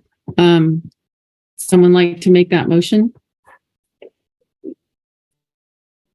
I move to appoint myself to the school board as the school board liaison from the select board for the time being. I'll second. Friendly amendment. With Rob Gear as a backup alternate. Come in, alternate, yeah. As alternate. I'm okay with that amendment. Are you okay with that, Aaron? Absolutely. Okay. Any discussion? Call the question. All in favor? Congratulations, you have 2 new positions. Okay. Next, There's a request from the family place for a waiver of the alcohol ordinance so that they can have a festival on December 3rd where they would serve wine and beer. We don't yet have the request, and so I'm wondering if we need any action. I mean, they've made a request, but we don't have the document, the permit. Do you want Miranda to explain how it works? Yes, Yeah. because I remember permits in the past. Go ahead, Miranda. So this process is separate from the alcohol permit process. It's a different thing. So in the past, organizations that have asked for, such as the Family Place, who have asked for waivers have done so via letter, just like the one that you all have. So they will, through, I don't want to say too much about the permitting thing because it's really not my bailiwick. But my understanding is that their caterer works with Bonnie to make sure that any, liquor license or permit is in place. But you have what you need to give the waiver. All right. Thank you very much for that. So is there a motion? I'll move it. Okay, Mary. I move to waive the alcohol ordinance in order to permit the Family Place to hire a licensed caterer to serve wine and beer at their fundraiser in Tracy Hall on December 2nd, 2022. Do we have a second? Rob? Second. Thank you, Rob. Any discussion? Call the question. All in favor? Unanimous. Thank you very much. Item 13, boiler function for the winter months in Tracy Hall. We have materials in the packet, as you know, and at my request, the former town manager wrote a little memorandum to explain where the money was coming from, etc. Does anyone want to speak to the idea of this particular type of boiler or the proposal itself? Hi, Marcia. This is Jeff Barton from Two Rivers. I recognize Jeff Barton from Two Rivers, but I don't see you. Jeff Barton isn't here, but Jeff Martin is. Sorry.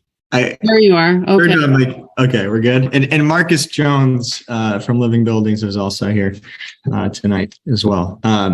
So yeah, I won't go through all the details in the memo, but just a quick summary of kind of how we got here. Been working with Rod and Marcus to evaluate Tracy Hall, the heating systems, and just the building in general in terms of efficiency, and sort of looking longer term in terms of how we can make that building more efficient and get that building off of fossil fuel. And that is absolutely the goal and remains the goal to make that happen in the near term. But, unfortunately, there is this short-term sort of urgent issue of the potential for those heating systems to fail. And so we, talking with Rod and Marcus and just getting the assessment from ARC Mechanical, who has been servicing these boilers for many years. It obviously impossible to say whether or not they will actually fail, but there is certainly a real chance of that happening. And so we think that the best thing to do at this point is to replace the existing boilers with one new boiler, just to keep the building safe this winter, protect the building from, potentially freezing up, and could cause, substantial damage to the building itself as well as to everything in the building. So obviously don't want that to happen. Of course, hate to recommend putting in a new fossil fuel boiler, but we think that sort of the risk of not doing so is too high to not consider that. So that's the recommendation in terms of the boiler. And then at the same time, we think this is a good opportunity to upgrade the control system for the boiler to, initially reduce fossil fuel use this winter. And then that control system could be utilized with a new heating system that doesn't use fossil fuel. So it would not be wasted. It would be reused when that new heating system went in. But this could be a good opportunity to do that now to see a reduction in fossil fuel, and then again not waste it going forward. So that's sort of the high level summary, and Marcus and I can address questions. So thank you very much for that, Jeff. I have several questions, but I'll defer to the board first. Anybody have a question? Aaron? Jeff, I don't think I've seen the actual analysis from Arc Mechanical as to what the issues are with the boilers. Can you give us, either you give us any details of why you think suddenly this year is the year that for some reason both of them are going to fail? So that's really coming from Rod's experience, and the fact that the number of emergency service calls that he had to place last winter, and he also told me that there was a point when both boilers failed at the same time, and they had to get someone out immediately to service that last winter. So, and that's what ARC told Rod. So that's what I'm basing it on is Rod's experience dealing with ARC and what they were communicating to him at that time. I'm not a HVAC technician. I'm not going to be able to assess a heating system myself. So I'm really going on Rod's experience there. Anyone else? Okay. So I have a few questions. When I total up it looks to me like the actual cost is higher than what I'm seeing here, because we're talking about $28,704 plus the $9,750 for the controls upgrade, and then an additional $3,000 to $5,000 for the living buildings project management. So that seems to me it puts it well over $40,000 for the whole amount. I'm also concerned because at the moment we don't have a town manager, and the statute gives the town manager the charge and supervision of all public town buildings and repairs thereon. So I'm a little bit concerned about who would sign the contract. And part of this contract, Jeff, is in your name as the client, because you were doing this work through the IREC position that you had. I'm also concerned because there's no estimate of when the work will be performed or how long it will take, whether all the boiler and the parts and materials are available, and there's no plan for where we would move the employees or officials if this wasn't working. And that would be true if it failed in the middle of winter. But I think between having 3 entities involved in this, and one of the projections said that the IREC coordinator would be there to help reduce costs by helping with overseeing the installation and that sort of thing. And if we don't have an IREC coordinator any longer, it seems to me that this is a kind of cacophony of things going on that would be potentially hard to nail down if something went wrong. Just too many hands in the pot. So I know that's a lot of questions, but I would like to hear what you have to say. Yeah, to that last piece about whether the IREC could oversee or manage this. Obviously, I personally wouldn't be able to do that. But Two Rivers is still completely committed to the IREC program. We would find a staff person in the interim to manage this if that is what the town wanted to do. And Two Rivers is also going to be hiring a new person to fill the IREC position. So I think that is still an option. Obviously, the plan would have been for me to work with Rod to oversee the installation of the new boiler. That obviously can't happen, but I think the option of having a Two Rivers staff person manage the project is definitely still an option.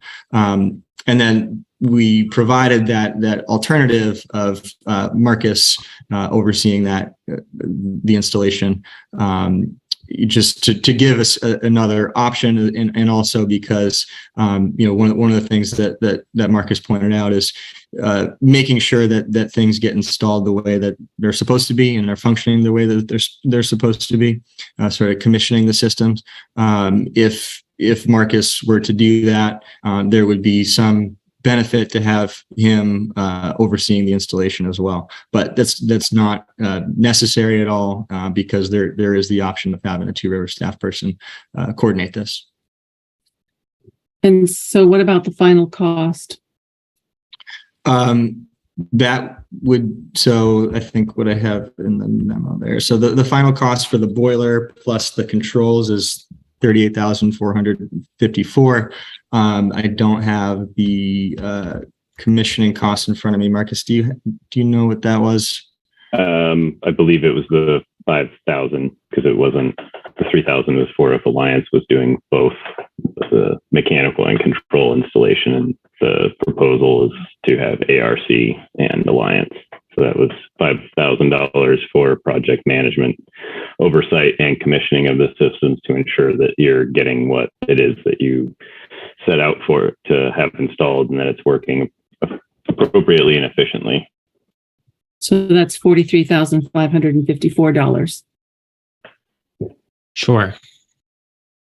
Roger?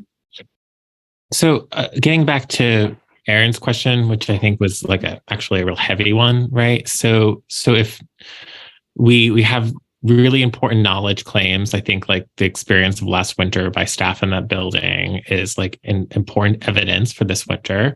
But barring that, I don't think this board should, consider replacement of a fossil fuel infrastructure with new fossil fuel infrastructure without a hint, at the very least, a hint of what an alternative energy proposal would look like. So, was there other work that Marcus, Jones, and Jeff had done that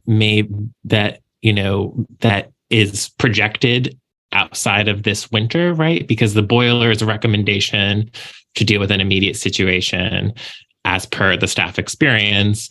But then what is the hint at a possible larger plan?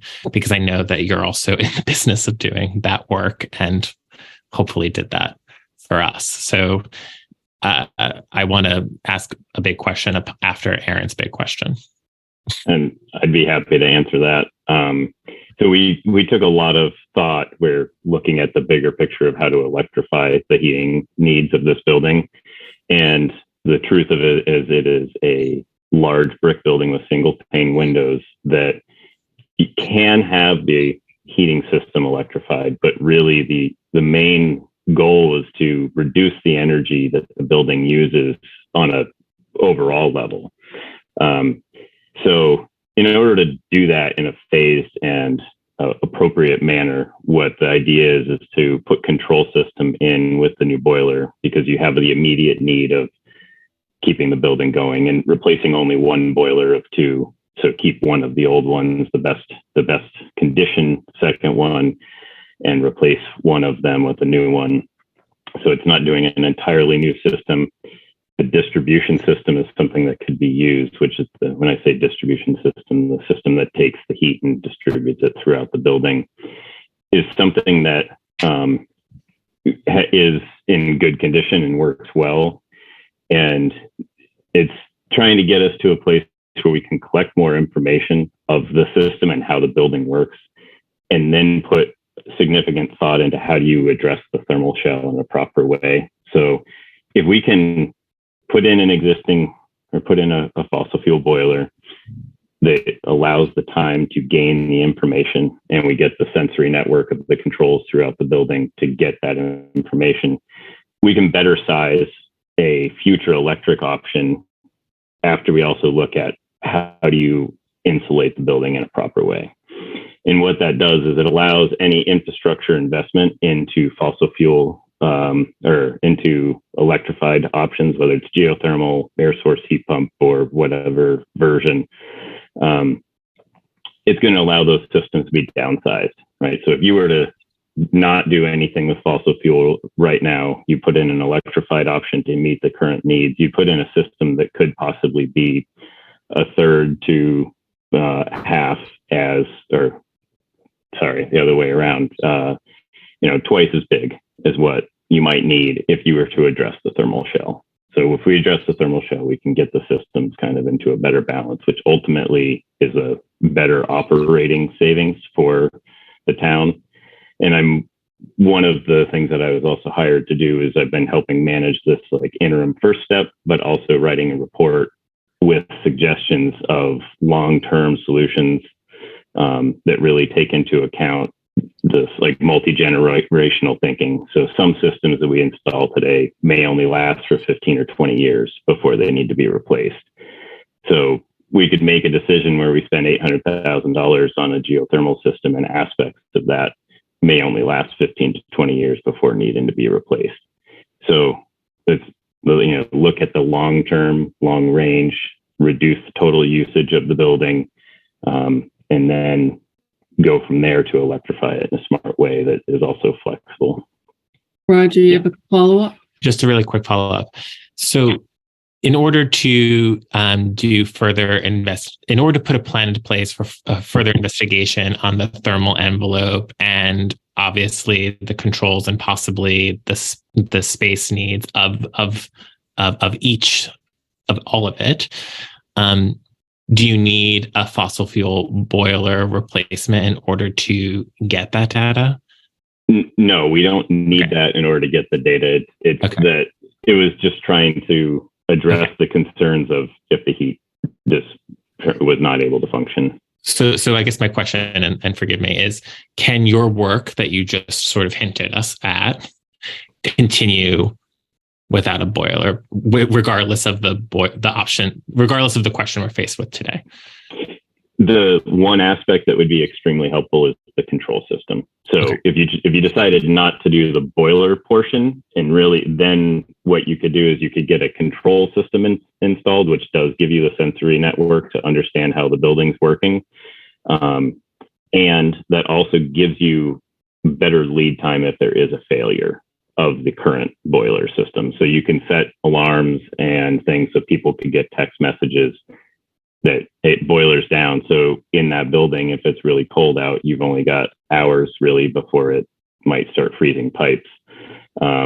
So every bit of notice would be very helpful instead of somebody walking in the next morning and finding out that it's cold. So that's something that I would highly recommend. Aaron? Yeah, but you could do your data collection with a handful of data loggers, and you could use a alarm system. You could put a data or a sensor on the alarm system, or just have a remote device, simple device. I mean, you don't really need a control system to collect data on the building, and you don't need a control system to know the boiler is off.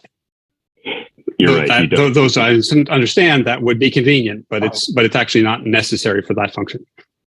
Right, but the solution that you're providing only gives you energy input. What I'm talking about is also providing control of the existing system to get better efficiencies.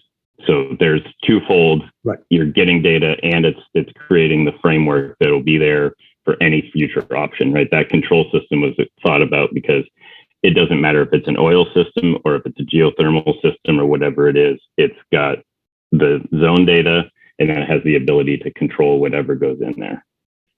So I'm hearing that there's a lot of additional information that we could benefit from before we make a decision about this. And either way, I think that there's some risk, and it brings to my mind the need to have some sort of exigency plan anyway for our staff and officials who work in that building, because even if you started this project and you found that you couldn't get the parts that you needed because of supply chain issues or whatever, we could still have people sitting in the cold in a building at risk. So I rather think we need some more information, but I will go to the public and, oh, sorry, Mary, go ahead.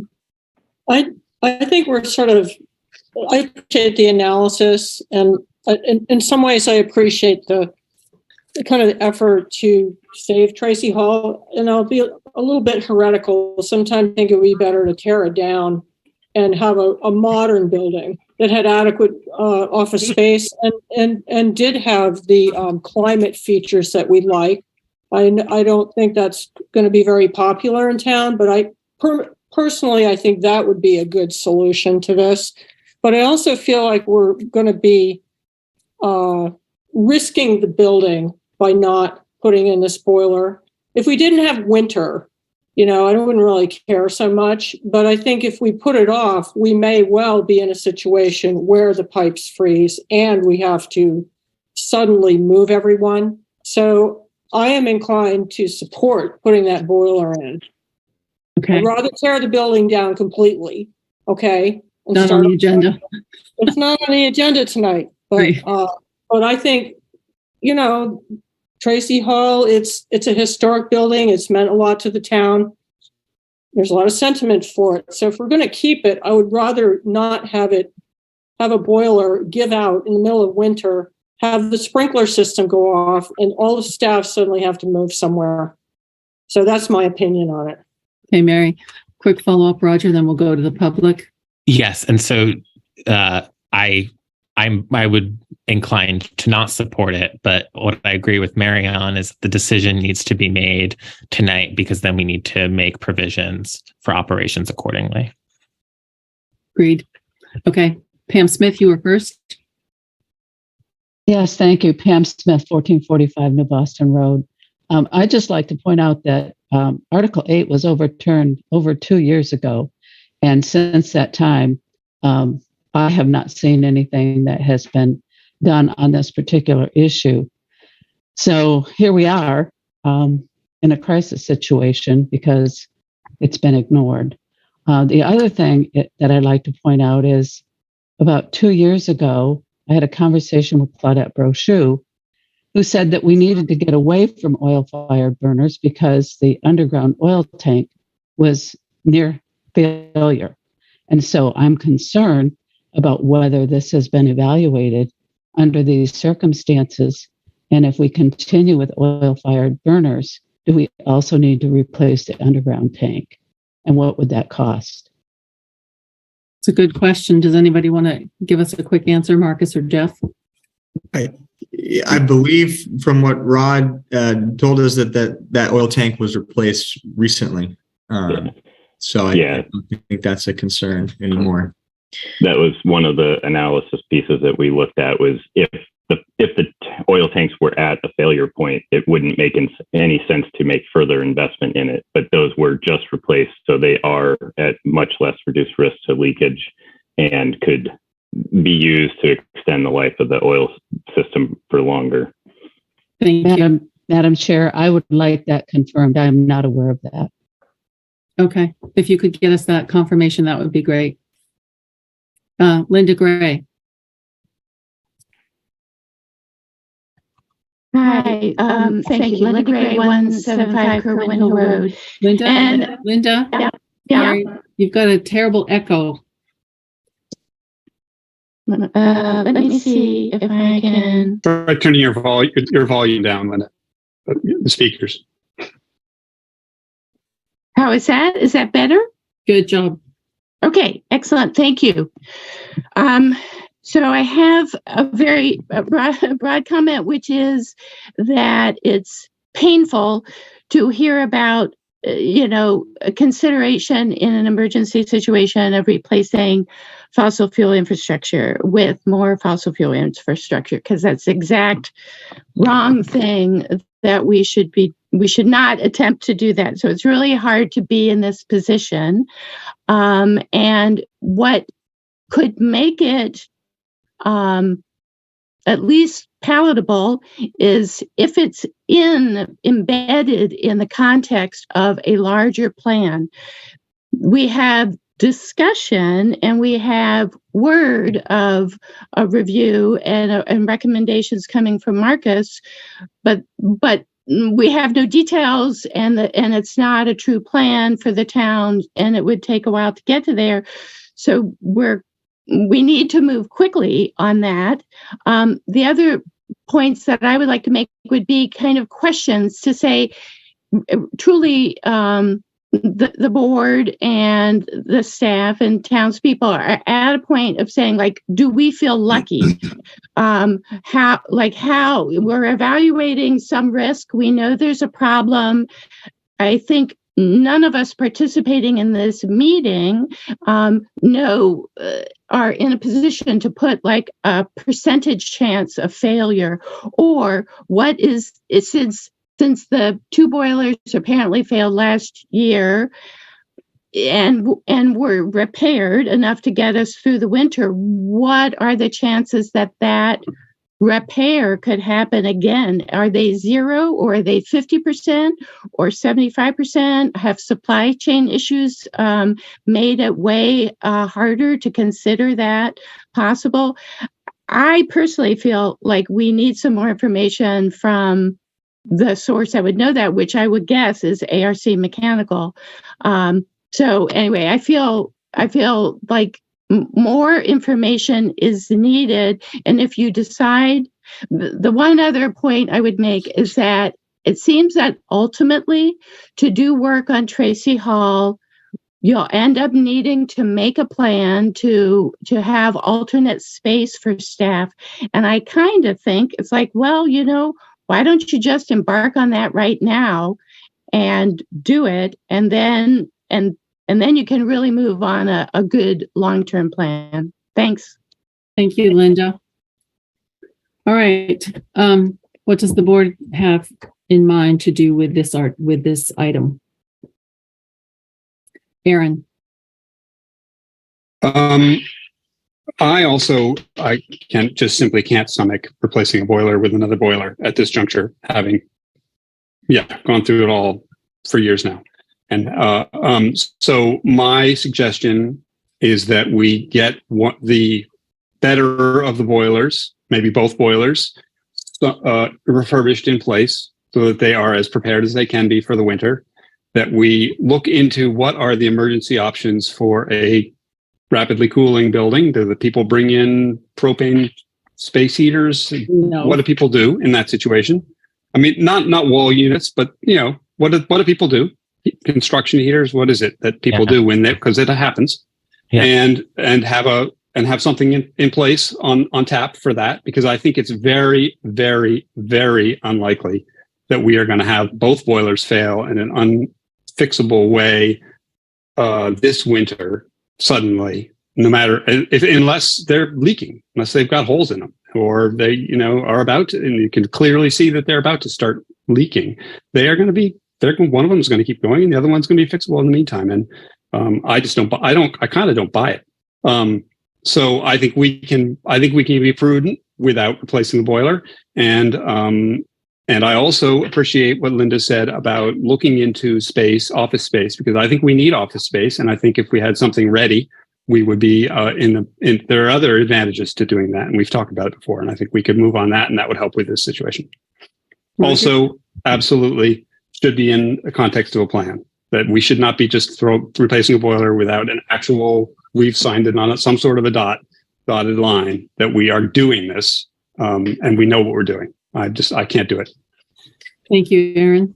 Roger, do you have a quick follow-up? Yes, just also all of that, plus we reduced allocations to the reserve fund for Tracy Hall in anticipation of looking at Tracy Hall as a capital asset, right? So I would argue that this, all of what we're talking about, an alternative energy system, or I don't even know why we call them alternatives, the necessary fuel system that we need, and the insulation package, the looking at the space. The building hasn't been painted since God knows when.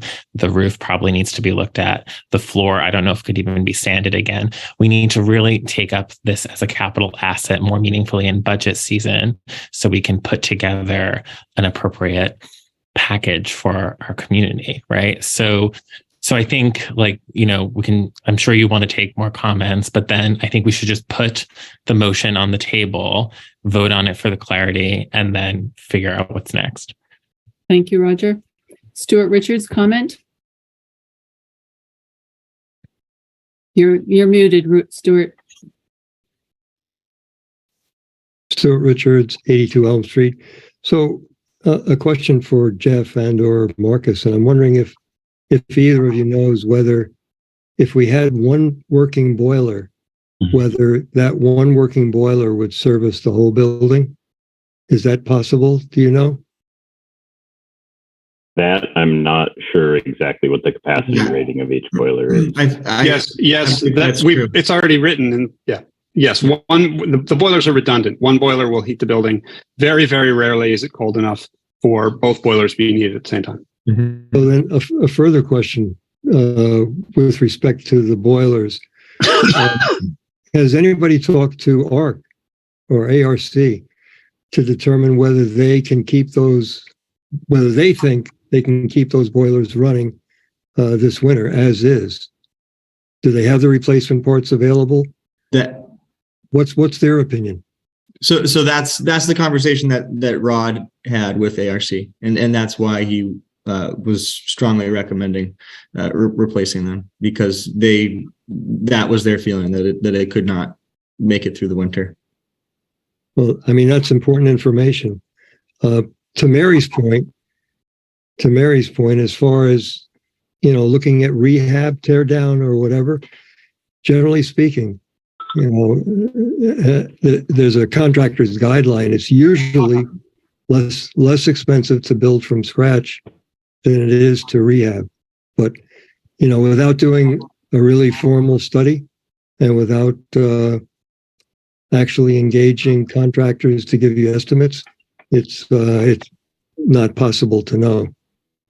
So I would suggest going forward that if we really are going to consider a rehab, a full rehab or a partial rehab, and or the possibility of tearing down, I think you really need to engage contractors and, formulate a plan to do that. So thanks. Thank you, Stuart. We're a ways from there, I think. Yeah. Charlotte? Metcalf. I had the same question that Stuart did about one boiler servicing the whole building, one of the old boilers servicing the whole building, the chances of that. And then I forget, what is the cost that has been proposed to put in one boiler as a stopgap? What is the cost now to make sure that we will be covered? You mean what Jeff has proposed here? Yes. Okay, go ahead, Jeff. Yeah, the cost for the one boiler is $28,704. But when you add in all the rest of it, it's $43,554.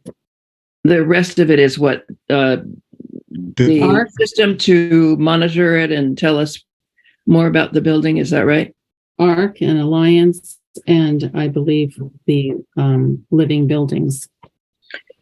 Isn't it possible that it's going to take us more than one winter to establish the right path for the building itself?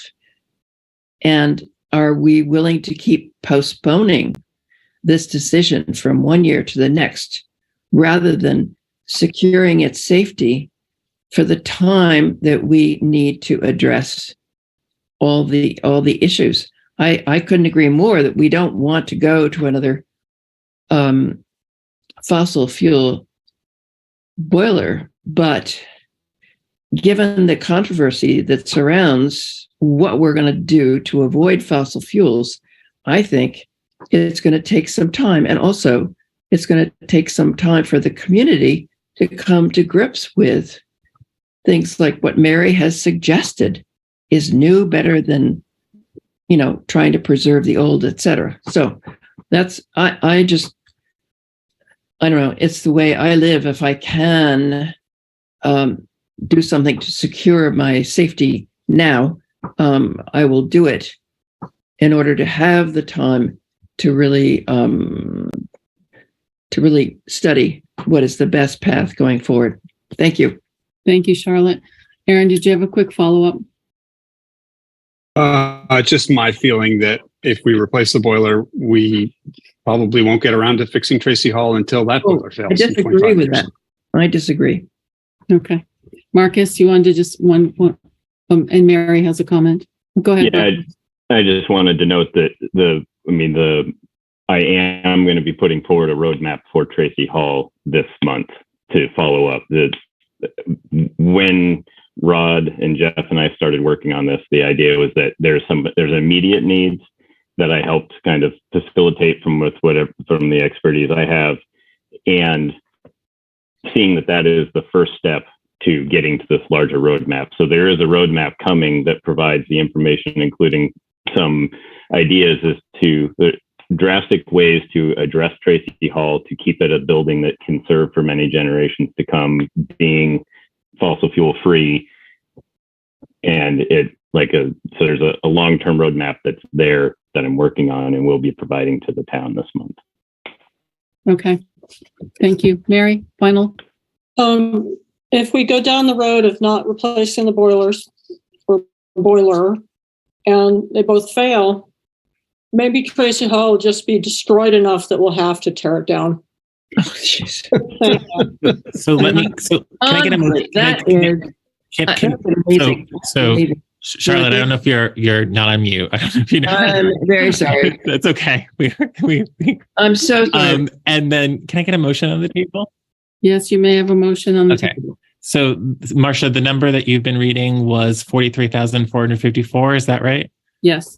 Okay. So let me now look over here. 554. 554. Okay. You might have to correct me. I move to authorize the purchase of a replacement boiler and controls upgrade for Tracy Hall per the bid submitted by ARC Mechanical and Lions Control for a total cost of, what was it? $43,554. To be paid for Reserve Fund 13, Tracy Hall Building. I'll second. Any discussion?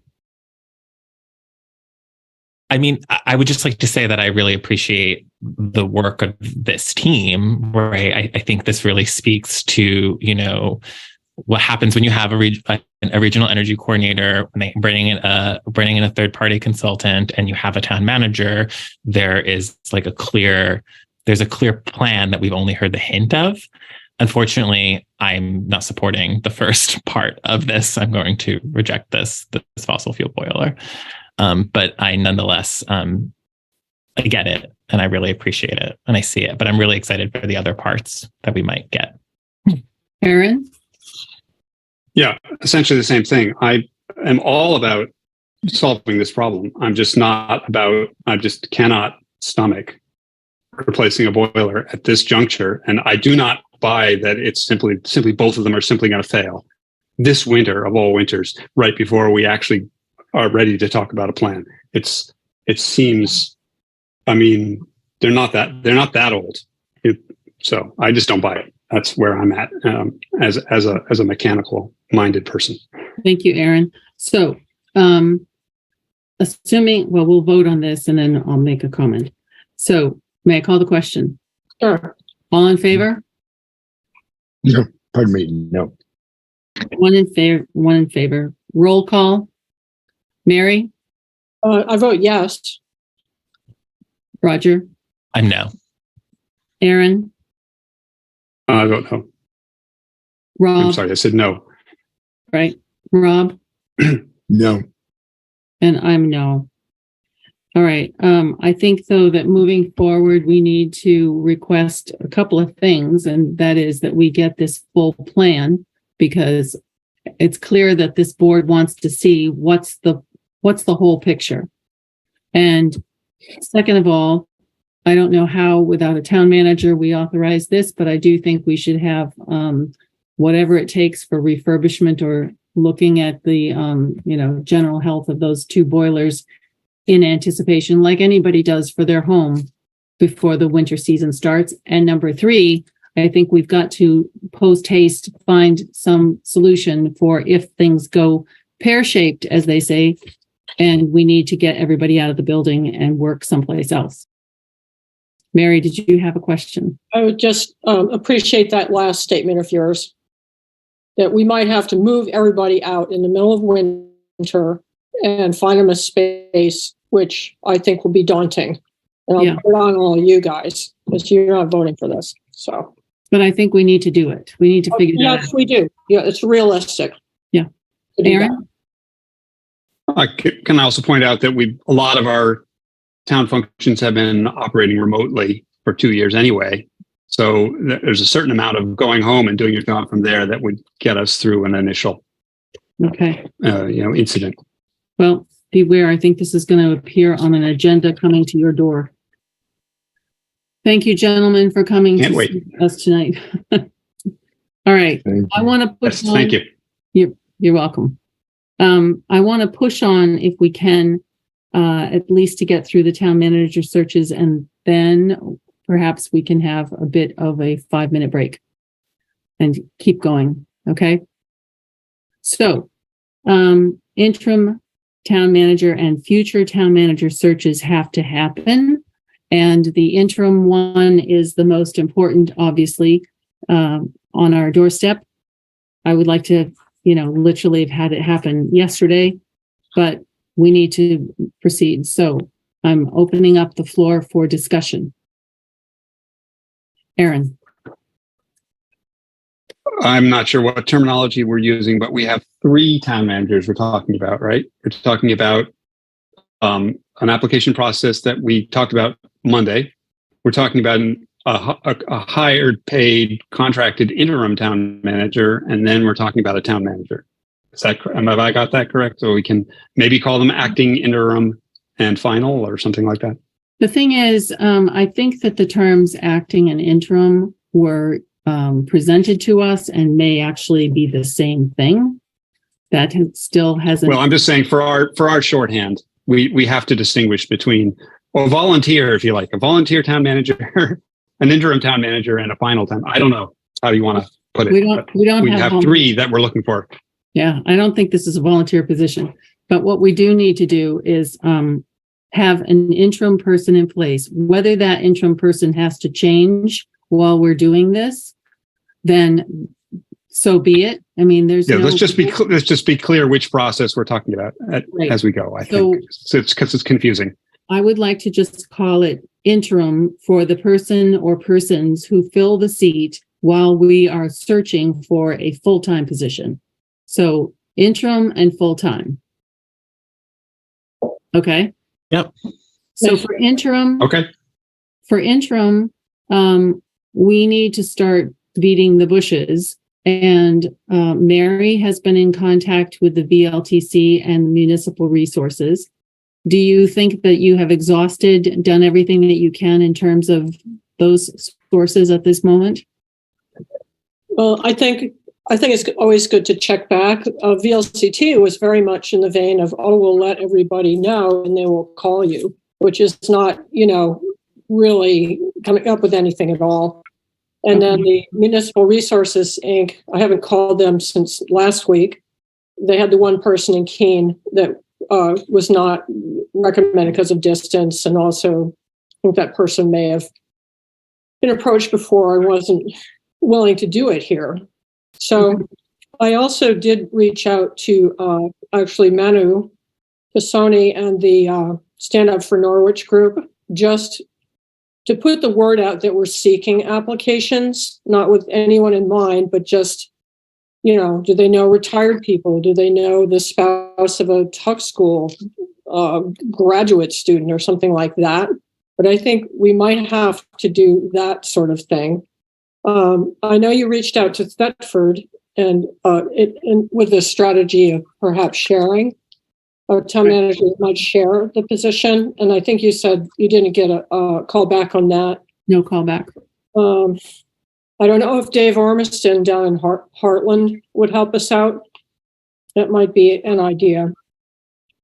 But we're really not in a good position as far as having a pool of candidates or even one that we know about. So, Roger? That's where I'm at.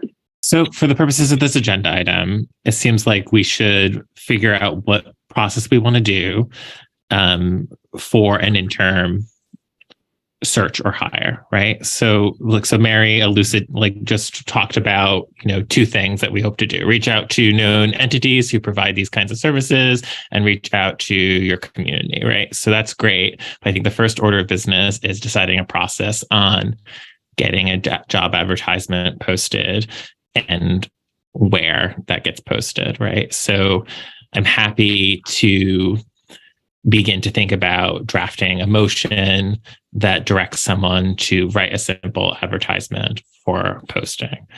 I think that's what we need to do before we take public comments, before we talk about who, what, let's just get that process settled.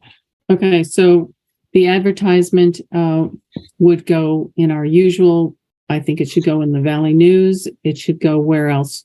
Does it go on the VLTC site, the Municipal Resources site? Yep, that sounds right. Listserv. Okay. Good. Webpage. Yep. Okay. All right. I will take a motion, then we'll go to the public comment. So can we have a motion to discuss this?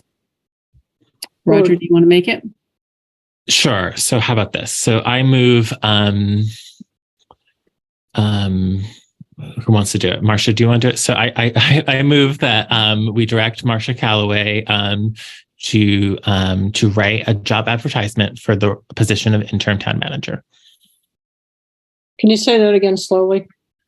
I move to direct Marcia Calloway to draft interim town manager job advertisement.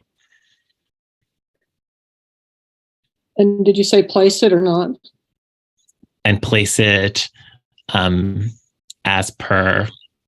Place it in the Valley News and on the website at VLTC and Municipal Resources,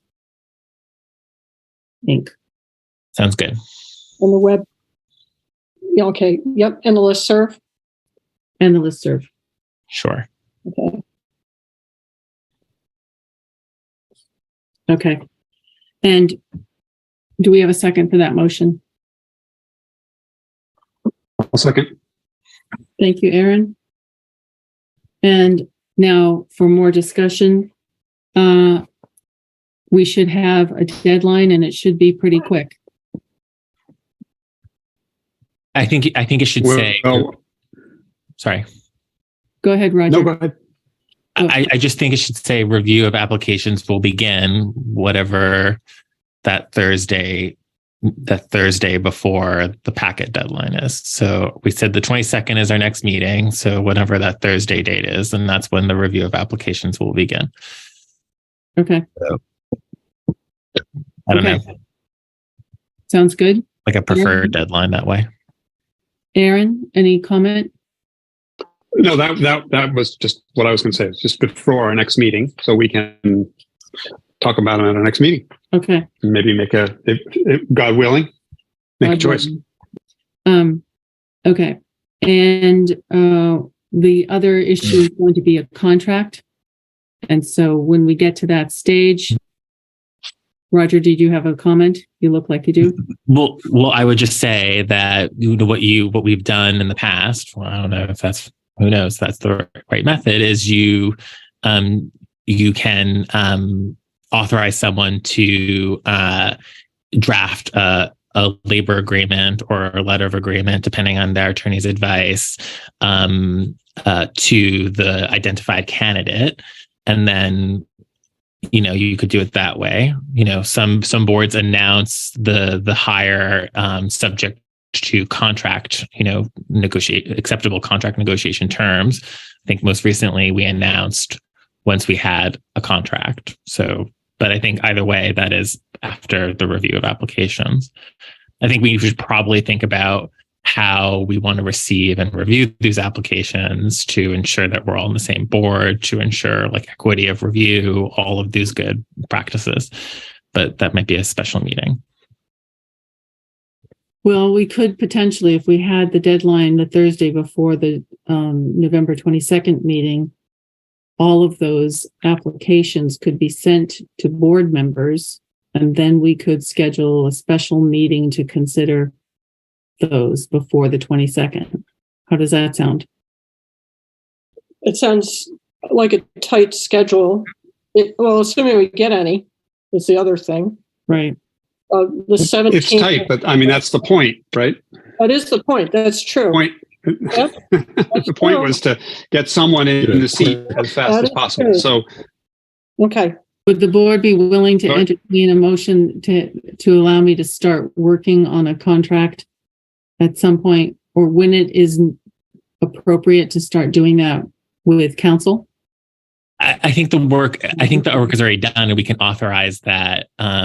We could authorize that when we have, after we've reviewed the applications. Okay. I don't think we have to worry about it being too quick just because we've just done this work, sadly. Okay. Aaron? Yeah, I was going to say, I don't know that we have to have something hugely worked out ahead. I was thinking we find an applicant, hopefully, that we like, and should be able to write some sort of a letter of intent or whatever fairly quickly, and agree to that, and have a person in the seat fairly quickly. Yeah. And if further negotiations were needed afterwards, I don't see why that would be an impossible thing, as long as it was stated ahead. Now, one of the things that concerns me is that a town manager is a town manager, and there's a statutory requirement for what they do absent a town charter. So I'm just wondering if that the job description that we've used in the past was unnecessarily duplicative of what's already in statute, because we're not really carving down anything, I don't think. What is carving down? Marcia, I think like these questions have been so thoroughly addressed, like in the process of these labor agreements.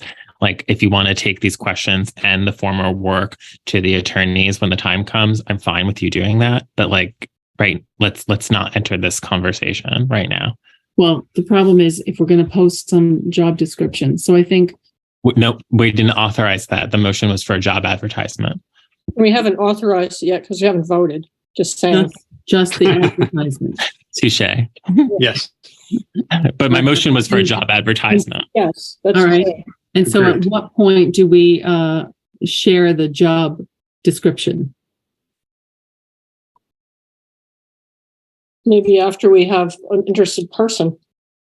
Make the job advertisement very descriptive. But not legally binding. Well, you couldn't fit all the job description into an ad. Right. Okay. But the duties of a town manager, as you say, are by statute. So they're there. Just refer to the statutory duties. Okay. And you don't want to pay a bazillion for the ad either. You want it to be short and simple, and hopefully keep going. All right, we got it. I understand what Marcia's saying now, but I think it's okay to just do a descriptive job advertisement, and those questions that you have, Marcia, can be further relooked at with the past labor agreements sent to them. Okay. Well, I really do believe that, and I know what you're concerned about. Okay. Manu. Yes, thanks. Manu Tessone, 428 Hawkline. Thank you, Mary, for reaching out to Stand Up for Norwich about this issue. I want to say that our community group, is ready to assist the board in any way we can. We've already started reaching out through the network of our members to get some leads on potential interim managers. And we stand ready to work closely with the board in any way we can to help you find good candidates for the interim position. So we'll keep the board posted on any potential candidates that are worth interviewing, and let us know how else we can help out in finding an interim solution. Thank you. Thank you, Manu. We appreciate that. And I think the advertisement is going to be asking people to send in a letter of expression of interest. So I think that would be the way to point people. But whatever, we need to get the word out as fast as we can. Stuart Richards. Hi, Stu Richards, 82 Elm Street. So I'm just concerned that we spread our net as widely as we can, not only with the Upper Valley listserv, but with any other listservs that anybody can think of. And I don't have an exhaustive list of listservs, but it would be helpful to use as many listservs as we can find. Also, in terms of advertising on with the Valley News, I'm concerned that this should be, more than just a couple of days. You're going to have a meeting 2 weeks from now to try and review things. So perhaps you do the advertising for a week, and I'm assuming that the funds are there to pay for whatever advertising you're going to do. Okay. Thank you very much, Stuart. Thank you. All right. Now, can we just shift future town manager, the full-time position? We need to sort of just start. Do we have a motion that we haven't voted on? Oh, sorry. Thank you very much for keeping me honest. All right. We do have a motion, and it was moved by Roger, seconded by Aaron. Any more discussion, or can we call the question? Okay. All in favor of the motion? Does anyone want it reread? Okay. Okay, I'm going to try to do this. We're okay. We're good if you're good, Mary. We're good if you're good. We're good. Yeah, we're good. Do you feel comfortable with it, Mary? Yeah, I do, actually. Okay. I vote all in favor. Raise your hand. Voting? Okay. Yes, thank you. We're good. Thank you. All right. Now, basically the same sort of thing. How are we going to start with the full-time search? So, Roger, go ahead. Roger. So sorry. So Hanover, what they recently did when they did their search is I think they did a search for search firm. And when they found a search firm that sort of understood the needs of their community, and there was this and understood what it was that the board wanted, right? And just also about their process, like their network, they engaged the firm, and then the firm, found their people. So, I think we should look to do that, something like that. I think that sounds good. Aaron? Would that be an RFP or an RFQ for a firm, or do we not have to go through a process like that? They did do one. I think our procurement policy would insist on it, maybe, or possibly. However, we could ask Hanover for that work, and I could reach out to them. Would you like to do that, Roger? Yeah, I can reach out to Hanover's people and ask if they could share that with us, and see if it's something that we could use. Okay.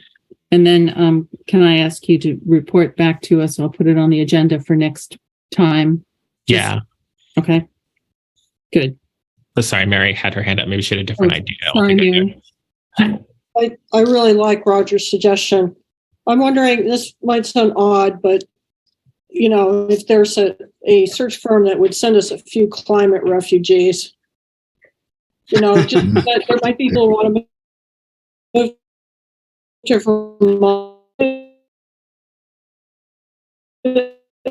West. It's a new niche for that, but it might be kind of a wacky way to get some people from other parts of the country interested in this. I think the reality is that our budgeting process needs to commit resources to this in ways that it hasn't before. Housing, childcare, all of these things that this region doesn't have is the only way to get a diverse pool of candidates. Okay, that's on the budget list. Okay, Mary? I had also been thinking along those lines and wondering if we would possibly consider some kind of housing. Let's say a person was coming in from pretty far away, that we would find a condo or find some temporary housing to get them in the door, that sort of thing, as an incentive. And wouldn't have any, solution to childcare, but those things are really important. And I think they hold everybody back in this region. I think those are good points. And I think everybody should be thinking about that for the budget discussions, because we're going to have to face some realities. Are we good with that particular set of practices, policies that we've got going? Good. So we'll move on then to the budget process planning. I'm kind of in favor. I think we're actually within shooting distance of finishing up this meeting within a half an hour, believe it or not. And so I'd like to keep going without a break if anybody can do that. Does anybody need a break? I could stand to get some water, but I'm ready to go. Whichever. Do you want 5 minutes? 2 minutes? I'll give you 5. Can we? Okay, that's good. I think we should go a little bit. Let's do 5. Why not? Yeah. What, Mary? 5 minutes would be good. 5 minutes. Stop the recording and we'll take a 5-minute break. Recording stopped. Back at 9:05.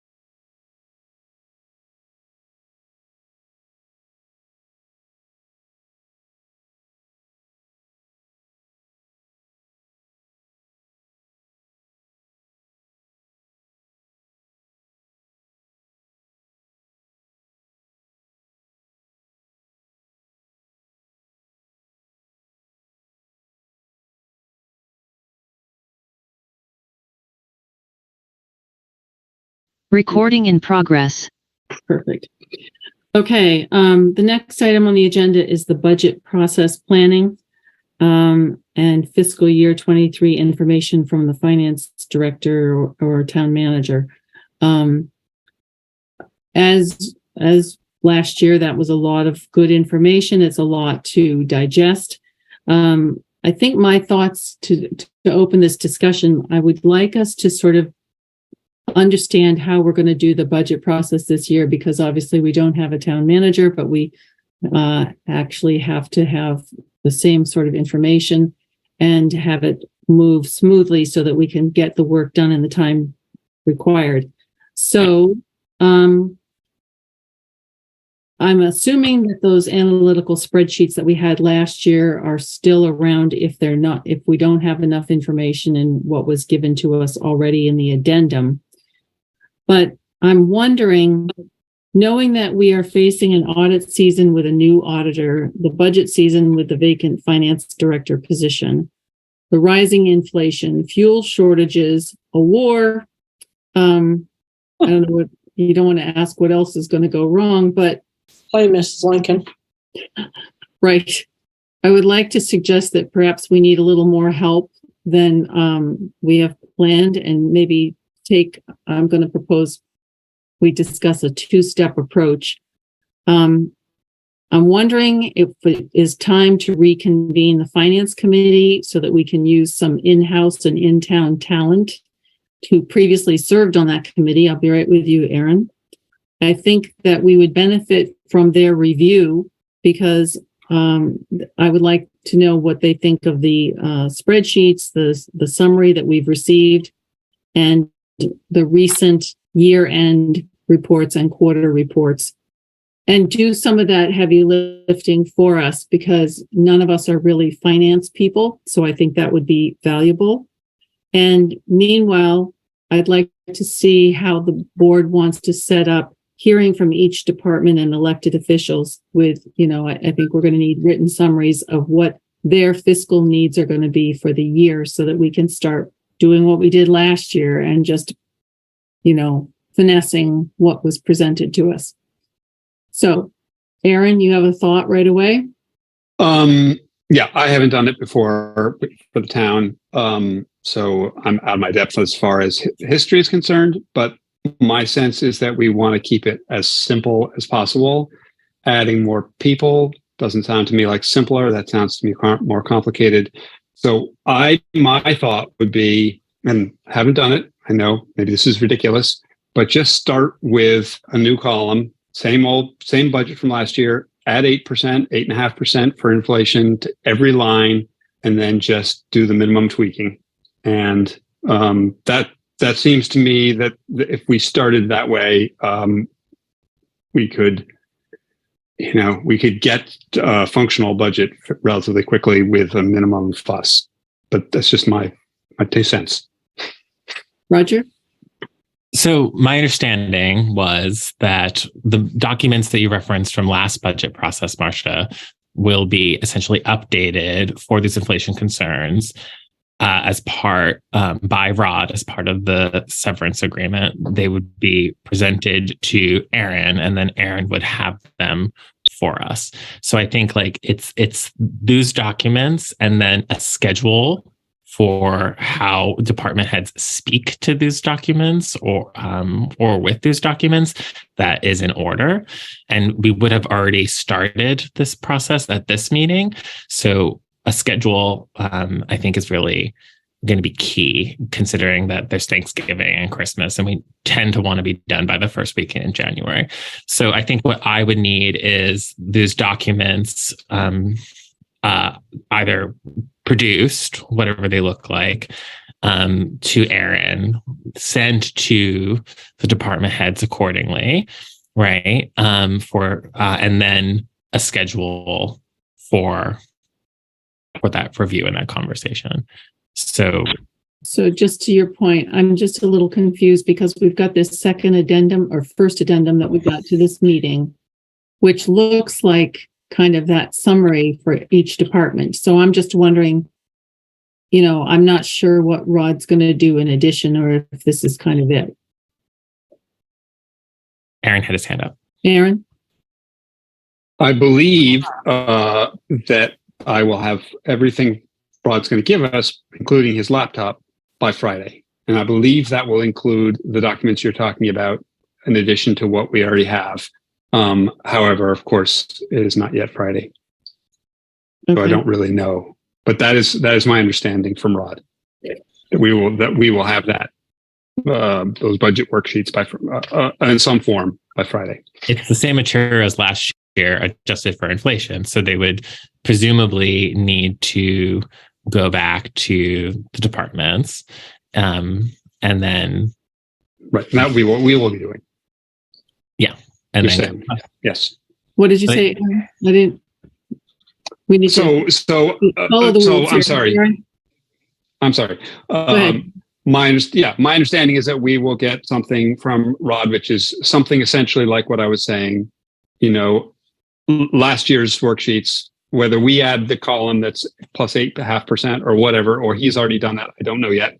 And then what I think you're saying, Roger, is then we take those to the departments, get some feedback, go through it, and then by and large, we're done. Right.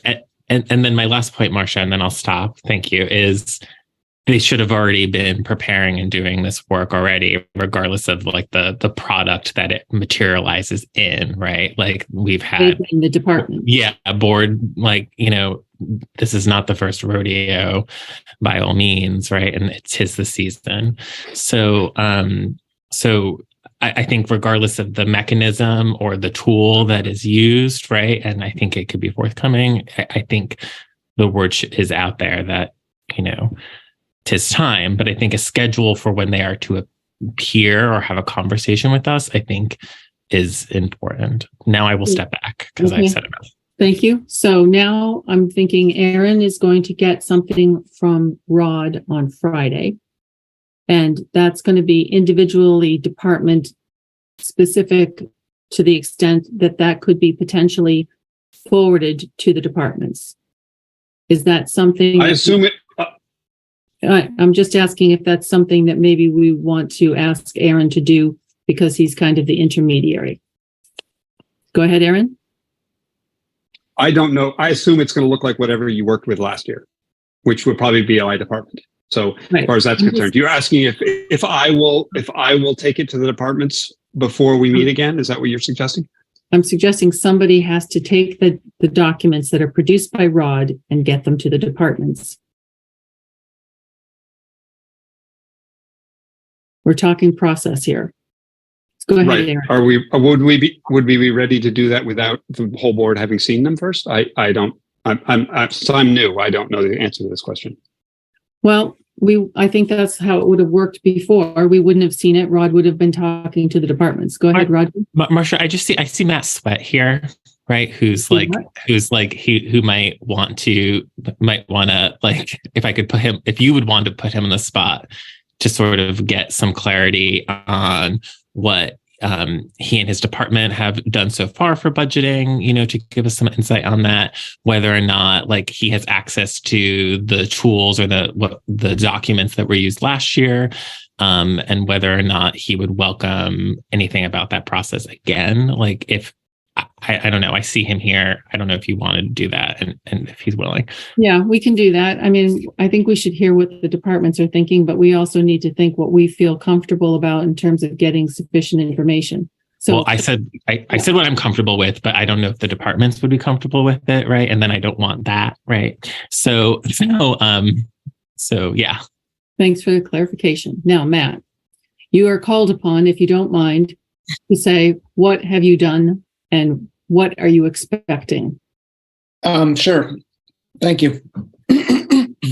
I would say we haven't been given any guidance, but I was kind of under the assumption that we work off of last year's budget process was actually pretty good because the way I understood it, and certainly the way the fire department did it, was that we came up with our budget. Rod and Fielding looked over it before coming to us. They made some suggestions, but then came to us and we met, the chief and I met with Rod and Fielding, discussed, various wants and needs.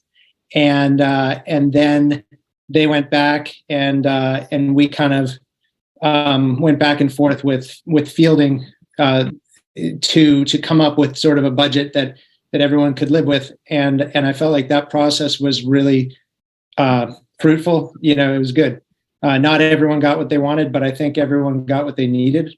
And so if we were to look at, going forth with this budget here in this sort of unique time, I would say using last year's budget spreadsheet as the foundation is fair, at least from the fire department point of view. I haven't looked at it from, police or DPW or whatever.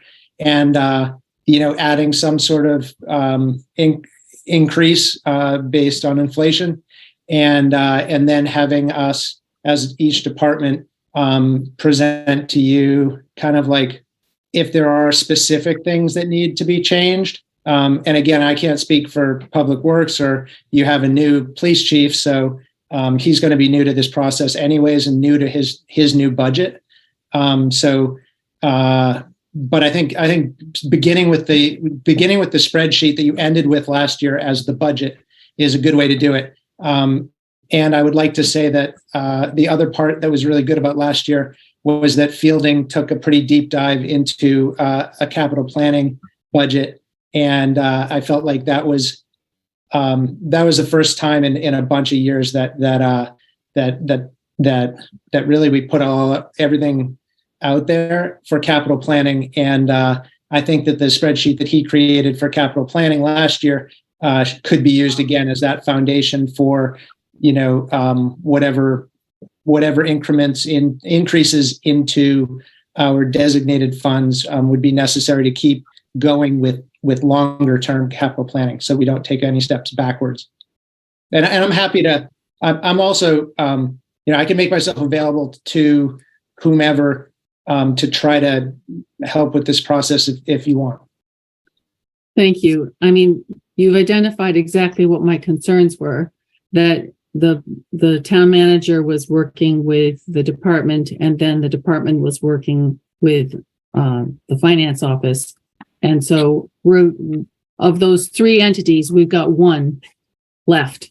And so I'm looking for who's going to be filling in those spots. And that's why I suggested that the finance committee might be helpful. I think it might be too much to ask one person from one department to do it for all the departments. But I think and I don't know if that's even appropriate. I would like to sort of think about something that's more of a, we had a finance committee for a reason, and maybe they can be useful. I mean, again, we've got a lot of talent in this town, and we could come up with something, and maybe with advice from Matt, who's very facile with all of this anyway. The only thing I'd add to that is that, I think Aaron's comment of keep it simple this year is probably a pretty good one, especially because we're kind of late to the game right now. And for everyone who's been through, different budget processes, it seems to take longer than you even expect. And so bringing a town finance committee up to speed with kind of everything might end up making it more complicated and longer than is really necessary for this budget process. Okay. Yeah, that's just my opinion. Okay. Pam Smith, you have a public comment? Yes, thank you, Marcia. Pam Smith, 1445 New Boston Road.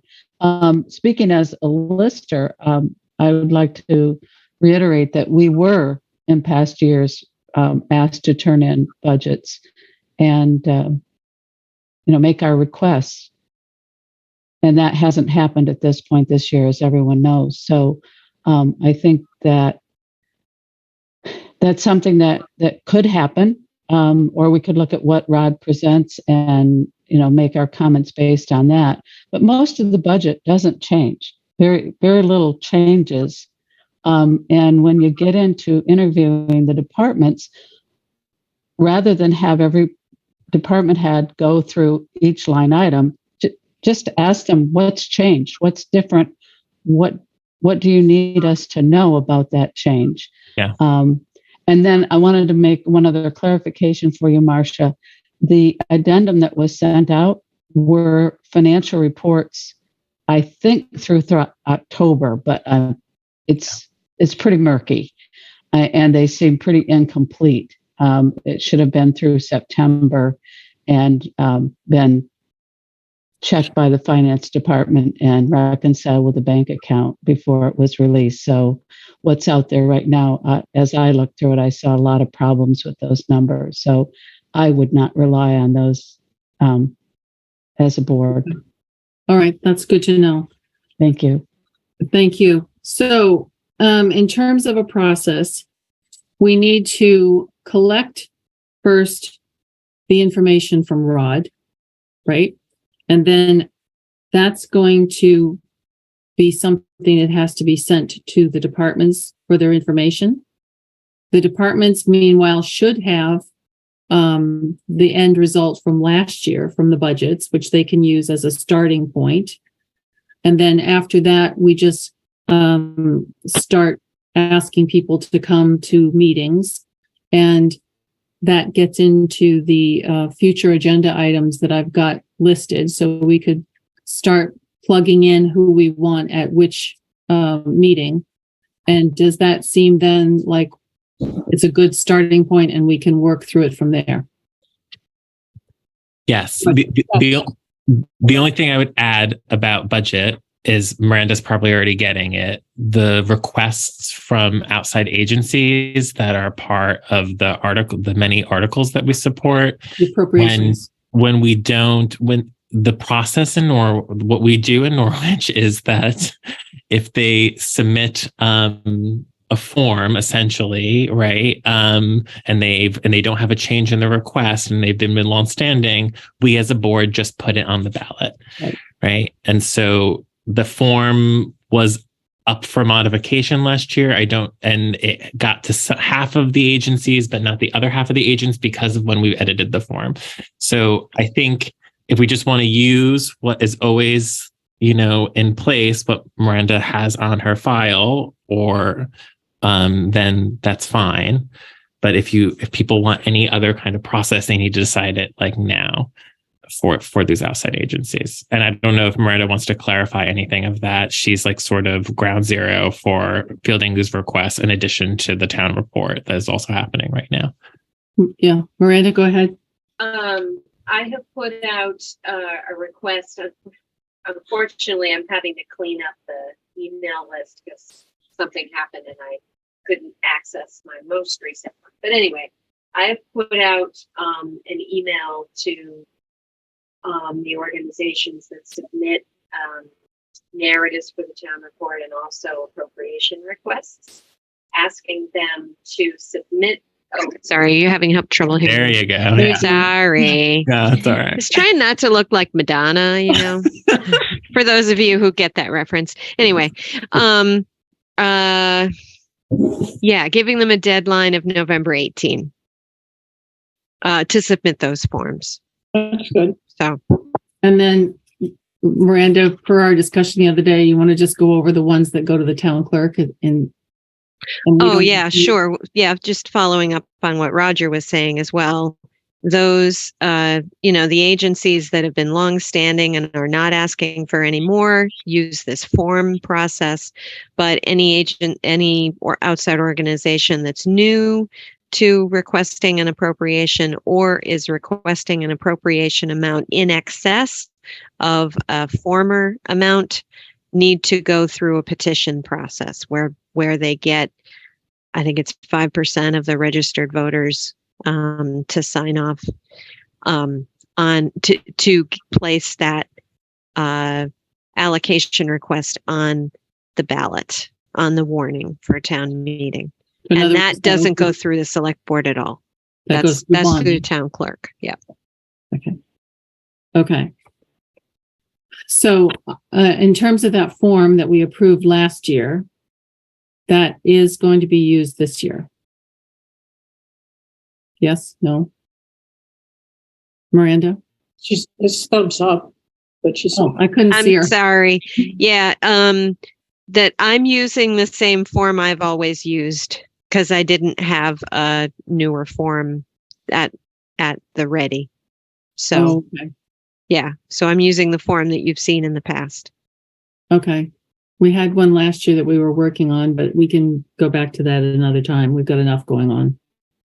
I think so. And you added this statutory language that didn't necessarily apply for all social service agencies. And so it created this obfuscation for a little bit.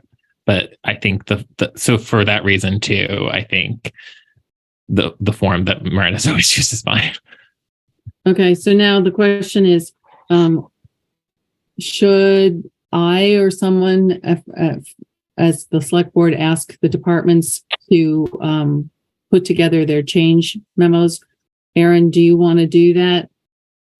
I was going to suggest that, assuming what I get from Rod is intelligible to me and easily divided into departments, I'm happy to take those around, send those around, and even if before to expedite, try to get the changes that people want to highlight. If they're ready, I can do that before. That would be good for me. I'd get to meet everybody and be a good, nice steep learning curve for me. And in terms of agenda setting, to see people before us to talk about the changes and the budget that they want to see or are requesting, perhaps you could just in the agenda setting tell us who is kind of teed up and ready. Who's ready? Mm-hmm. Okay. And would you all think? I'm trying to think. We did maybe two a meeting last time. I think it was more. So, yeah, how did that work? Roger? So I can just send you the schedule that I had put together last time for reference, but generally generally we put fire and police together, in part because there's budgeting around the public safety building that is shared. Yep. So those are one evening. Otherwise, I think rec and town administration are sometimes paired, but otherwise everyone else gets sort of their own evening. I think the way that it was devised last time was it would be police and fire one week, then the next week it would be rec and then follow up from police and fire. And then you're done with the police and fire conversation. And then so everyone sort of gets a meeting and then a follow up is how it was devised last time. If you can send your list, that would be helpful. Meanwhile, input from Aaron would be good, and we'll get people scheduled on the calendar. Okay, that's enough for the budget planning process. Are we all good with that for the moment? Yes. Oh, Mary, go ahead. Do we need to perhaps just reserve a few Wednesdays so that we have enough time to do this besides our regular, or just to think about that on the schedule? Yeah, I think we should put them on that schedule, and I'm hoping to get to that schedule. Like outside our regular meetings, in case we get swamped. Okay. Regular stuff, just to think about it. All right. So just in general, are people available on extra Wednesdays if we need to do this? And it's during the ugly time of November and December. Aaron? Yeah, I was actually wondering if we wanted to consider, while we don't have a town manager, we want to consider meeting more often, or maybe we're hoping that we're going to have a town manager really soon. But even when we have I guess if we have an interim town manager, it was just occurring to me that 2 weeks is a long time for the departments when they don't have a town manager. Well, and the other concern is that we can't supplant the town manager. We as a board. Not once we have one. Well, even when we don't have one. So there's nobody else. So we should assume. I would say we should assume every meeting in December, because we would normally have 2 months, at least like a month and a half to do this. So now we have to make up that time. So you should assume every Wednesday in December that we are meeting. Well, I'll update that timeline and we'll start filling it in. That makes sense, actually. Okay, sounds good. Linda Cook, do you have a comment? Yeah, so Hi, is it true I'm hearing you want an 8% increase in the budget? People are talking about 8 to 8.5%. Okay. Because of inflation. I understand that, but with everything else, people being hit with fuel and everything else, it's going to be a hard year for people. Yeah, we've got to talk about this. And I think that goes to what we find out in budget discussions, you know, and looking at how much we have for surpluses, and can we, you know, ask the people to vote that again for using for, you know, helping us with the budget. We have lots of things to discuss, but good point, Linda. Okay. Thank you. Yes. If there's anything, I don't think there's anything more we can do with the budget process tonight. So I would like to try and go to those things that we lumped together. We talked on, well, we've got here the possible public question and answer session format. And I would be interested in what all of you have to say. I guess my idea about this is that I would like to see us going forward so that we've got, we're basically working towards transparency and an assurance that the board is going to be using best practices, just period, best practices in whatever venue or arena we're talking about. And so it seems to me that if we were going to have public question and answer times, we would have to make those, you know, curtailed, so we're not taking up the entire meeting, because obviously we've just scheduled all of the Wednesdays in December, for example, for budget. But possibly we could just encourage the public to help us by asking questions that are going to help the board think through all of the things that we've got to be deciding, like the personnel policies and that sort of thing. So any ideas that anyone else wants to share? Aaron.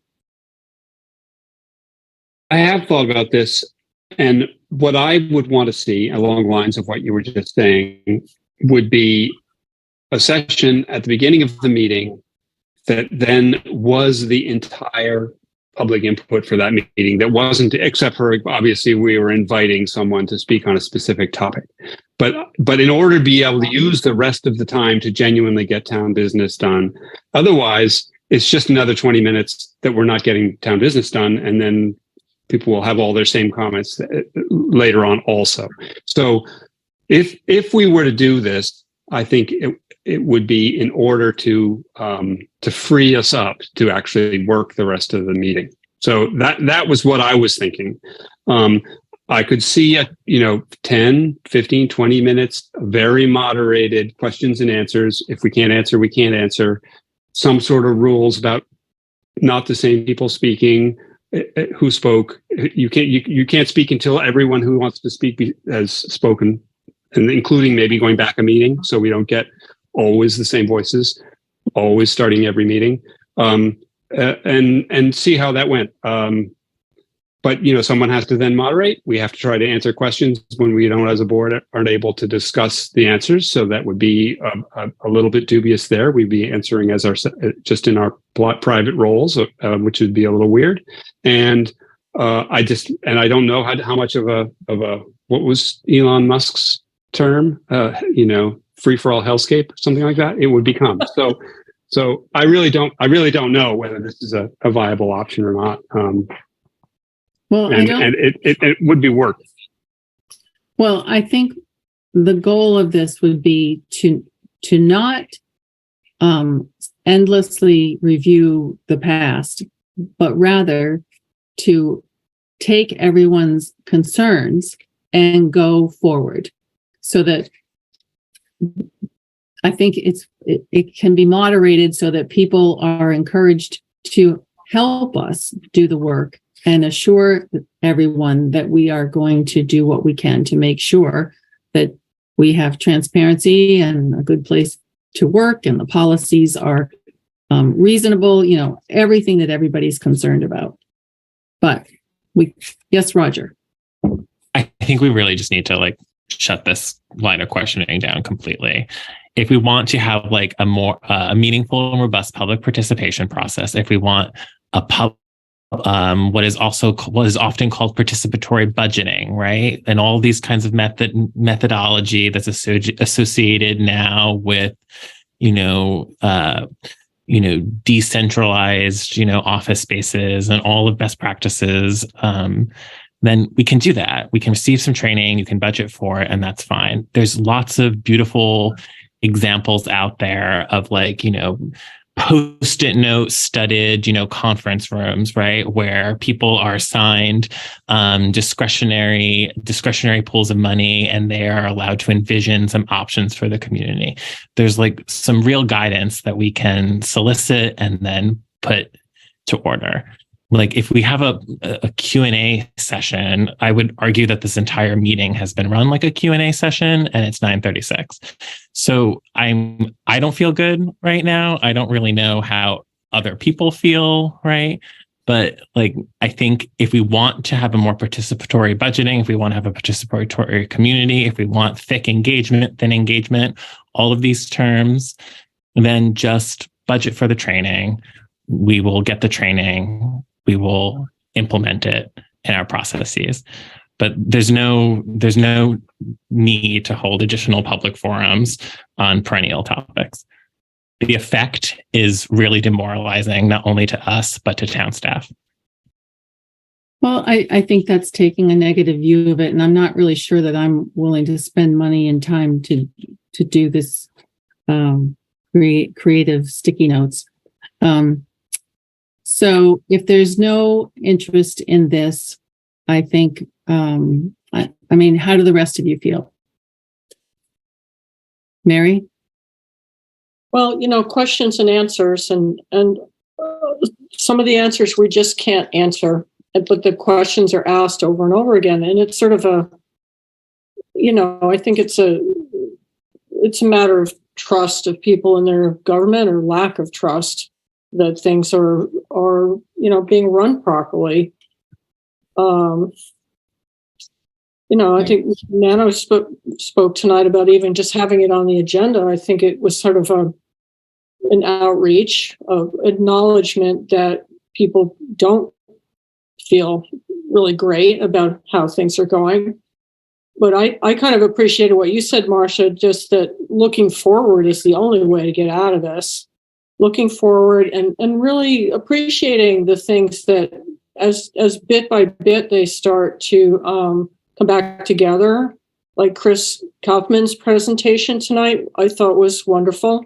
He's talking about having a town crew that they actually like to be together. They like the work, and they are happy to work for our town. That, and maybe somebody will say, oh, Pollyanna, but I think that's really important. I think that's what we want. And I think we need to recognize that and not, to the extent that we need to have answers to things like the Moore Lane Bridge, not to also pepper Chris with questions that I thought he did a very graceful job of trying to answer, but he doesn't have all those questions. So there's a bit of a balance between us trying to reach out to the community and the community trying to reach out to us in a way that'll move all this forward in a productive way to kind of get out of this negative tailspin we've been in for so many months. So that's my little speech, but.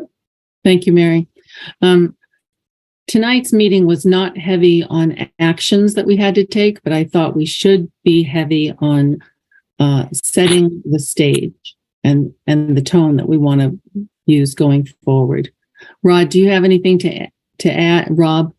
Or shall I take a quick public comment and we'll move on to the next thing? I'm just worried that so much of the idea of question and answer, when we can't answer with authority as a board, quickly disintegrates into argumentative conversation and gets us nowhere and makes people additionally angered with the board. And I'm not sure how productive any of that is. I also think that as a board, we are trying to be as transparent and open as we can, given the circumstances and the issues that face us. If we've made any error, it would be in being over sensitive to the potential of legal problems that has limited us in offering our support to our employees and clearly stating instances where misinformation is being passed around regularly. That's it. Okay, thank you, Rod. So Linda Cook, do you have a quick comment?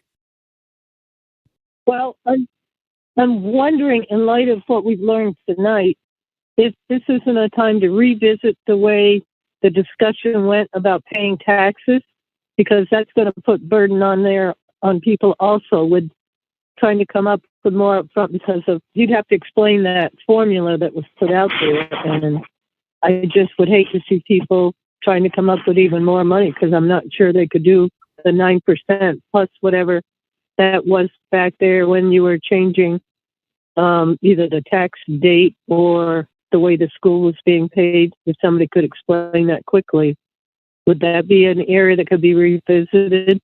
Well, I think that might be something that we can talk through when we're talking about budgets. So I've noted that down and we can get to that later. Pam Smith, do you have a question? Actually, Madam Chair, I'd like to make a suggestion. You've talked about a moderated question and answer session. What if you considered asking people to submit written questions to the board, and each week or each time you meet, you would take maybe 3 of those questions and say, we have this question and here's the board's response to this. Either we can answer it with some clarity, or it's an area that, because of personnel issues, we're unable to answer that question. The legal exposure doesn't allow us to do that. But get the questions in writing rather than have kind of a free-for-all, people vying for a spot to ask their question and get it answered. Okay. Do it in a little more organized fashion. That's my suggestion. All right. I think at the moment I'm not seeing a unanimous appetite for doing this. So I would like to limp through this a little bit more and possibly revisit it in another way. If we can now, I'd just like to go to the possible future hybrid board meetings. The Act 78, which the governor signed into law on January 18th, is going to expire on January 18th, I think. And on January 15th, of 2023. And that means that public bodies, unless this is extended, we're going to have to meet in person. So my question to you tonight was going to be, do we want to start offering hybrid meetings, which has a whole slew of logistical things to consider, but we're going to have to do it for the January 18th meeting, which is not so far away, unless it's extended. And that means I was thinking we could limp into it by starting to have some hybrid meetings. Maybe might be too soon to do the second one in November, but we could maybe do at least one in December and see how it's going to work. I think hybrid is my suggestion because, frankly, I think we've changed how this world is going to function with pandemics and, the ebb and flow of illness. it could happen to a board member or a family member, and we just can't go out to do stuff. And there are a lot of people who are relying on or enjoying the ability to participate in these meetings by Zoom. So, and if we did that, I sort of imagine that we'd have to do something like maybe either a computer terminal with a large TV screen that we might have to buy so that the people who were in the audience could actually, as if they were looking at this screen, they could see the people who are talking. And then the board members would still have to be sitting with their laptops. You know, there's ways to do it. Maybe a spider phone we'd have to have in addition. And we also might want to consider that if we're going to do this, the basement of Tracy Hall is not the place because of the problems with a close space and not enough airflow. It might be better to do it in the Tracy Hall Auditorium, which has admittedly some acoustic issues. Maybe we could do it over at the Department of Safety building because they have a nice conference room there. So I'm just throwing it out. Thoughts? Yes, Roger. So I've heard the suggestion of the public safety building twice now, which is great. The former chief said there wasn't access provided due to security concerns. I don't know. Someone will have to talk to the new police chief to see if the public safety building is indeed accessible to members of the public for this meeting. The only thing CATV and JAM have an OWL. They have the appropriate technologies to offer assistance for hybrid meetings. I had a preliminary conversation in the changing of the exiting of my role. They said they would be able to provide that support, and we have a TV and some other equipment that you alluded to about what we would need. So I think it's staffing. You know, I think that there's many staffing concerns pop up for them just as much as any other organization these days. So I don't know. I think one of the things that they reminded me of very sweetly was there's no requirement to have hybrid meetings. You could just go in person. They could provide a live stream so people could watch contemporaneously but not participate. That might be something to try to. So that's all I got. Okay, thanks. That's a lot. Aaron? Can't hear you.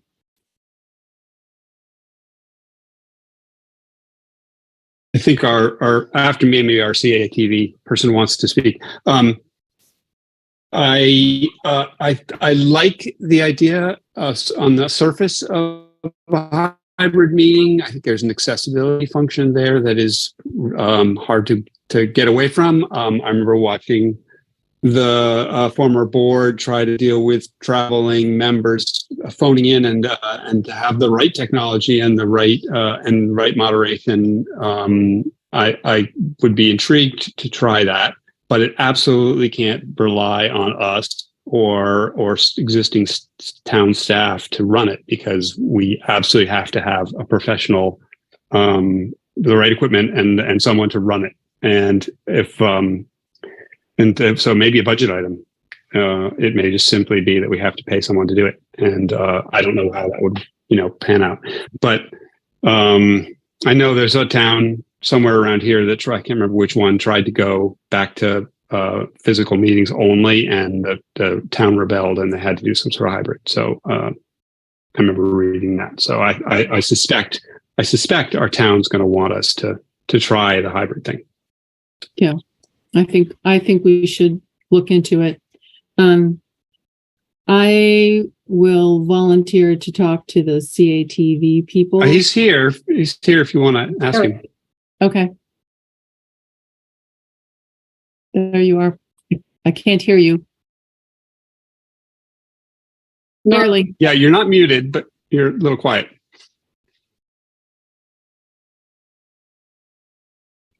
No. Is it your volume?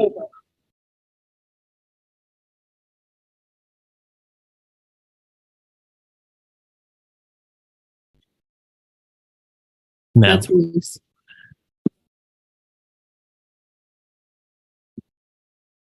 I think it's your mic volume, Cedar. I don't know. Yeah. Okay. Okay.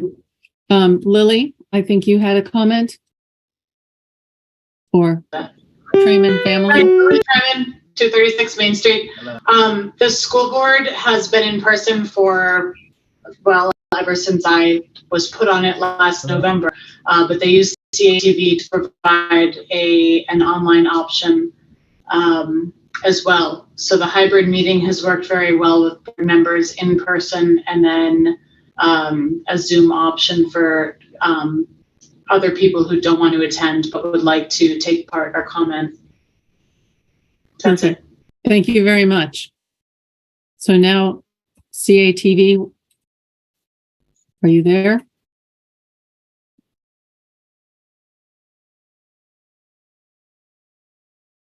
Good. Yeah.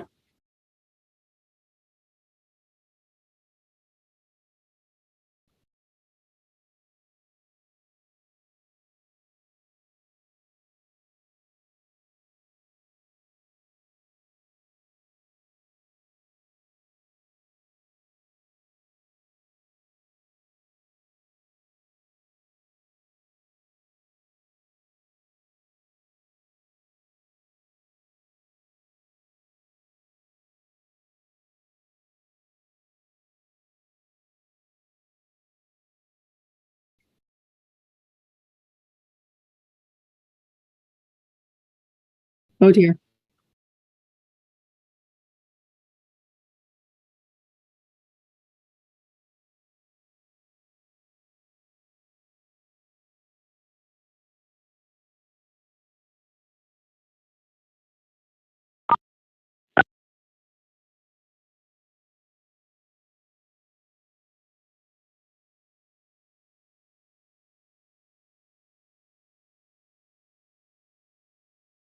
Right. Right. Good. Thank you so much. So, board, how do you want to proceed? Do you just want to wait until January and or wait until closer to January and make a decision about whether we want to be hybrid, or do you want to give it a try before January and see how it goes?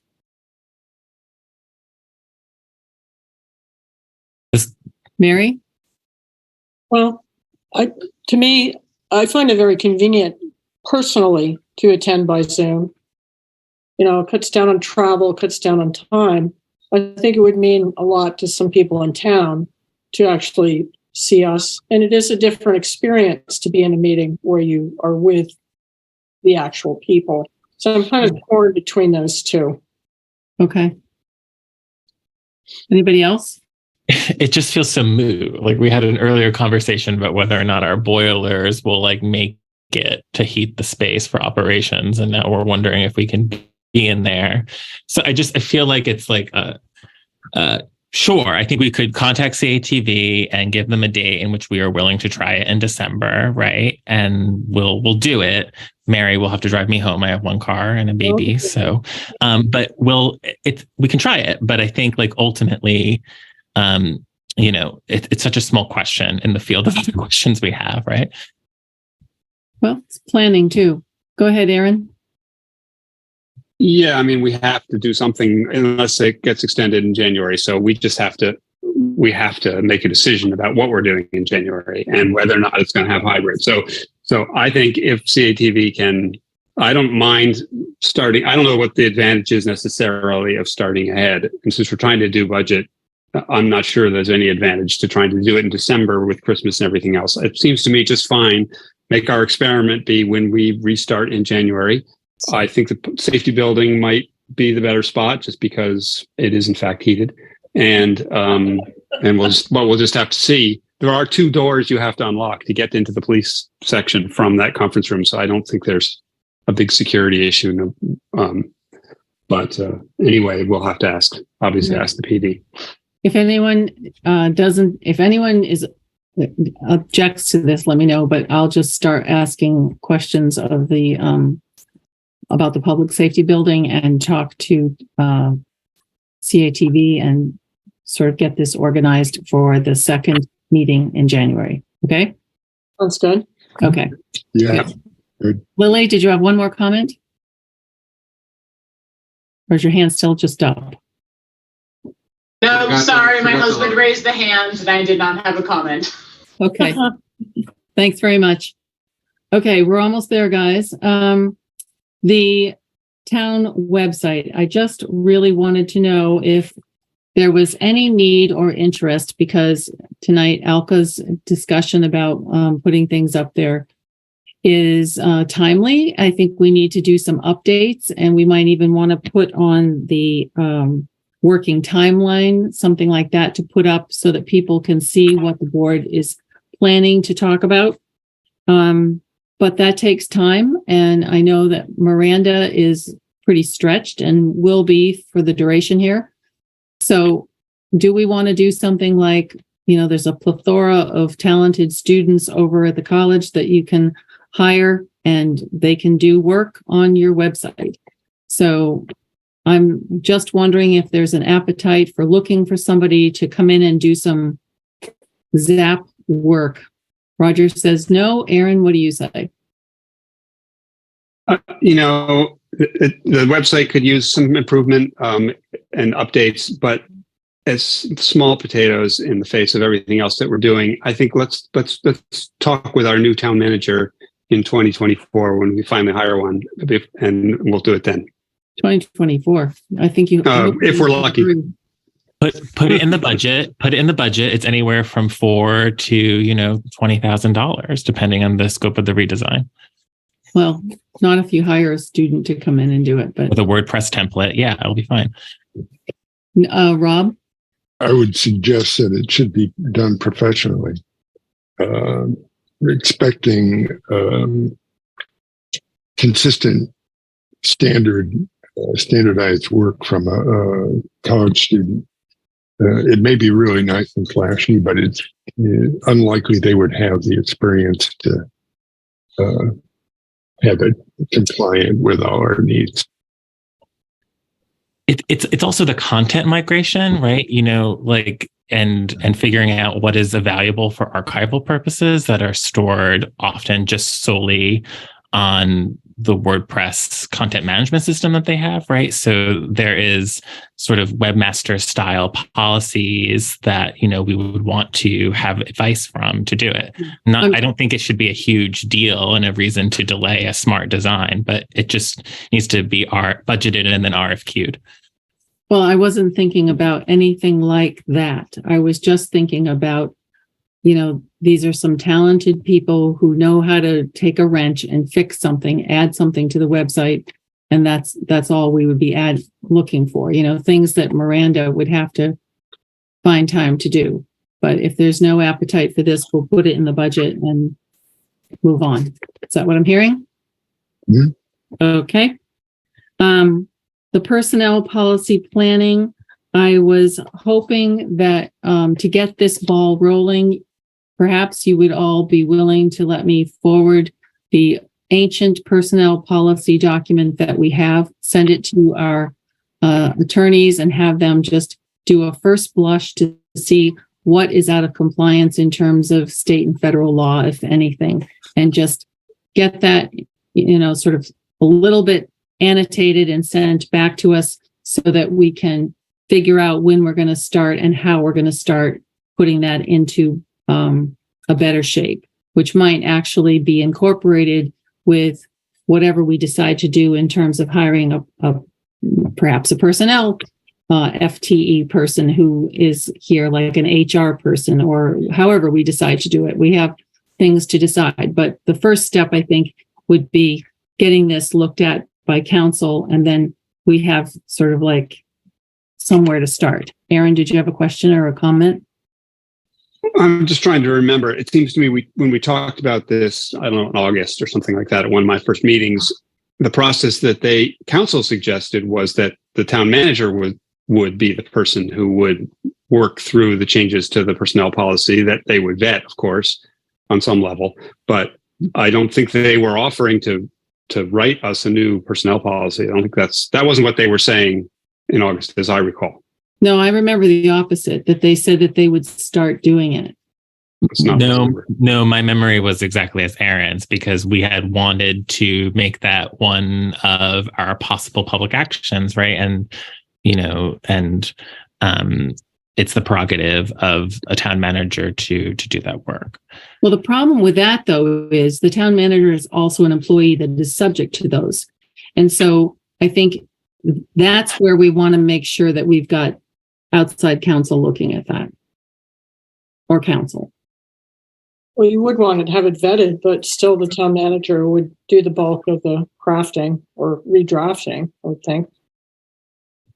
Well, two-step process, town manager crafts, town council reviews, and you could compare it to other policies. Mm-hmm. They can't be all that different from each other, really. Okay. All right, I get the tenor of that one. So board review of the future agenda. I put together a working timeline to try and identify what priorities we might give to things. Mary and I just sort of brainstormed what kinds of things the board might want to talk about. And so it's all on that, that work. And I was thinking that if this was something that was useful, it would be, as I said, a working kind of thing that we would be updating as we went along and saw how it was working. We could add to it, delete it. The other thing that we put on there was potential point people, because I think it's a good thing to have as much information as about whatever issue we're talking about as we can. And that's a lot of work for somebody, especially, when you've got other tasks that you're responsible for. So first blush, does anybody have any comments about the document?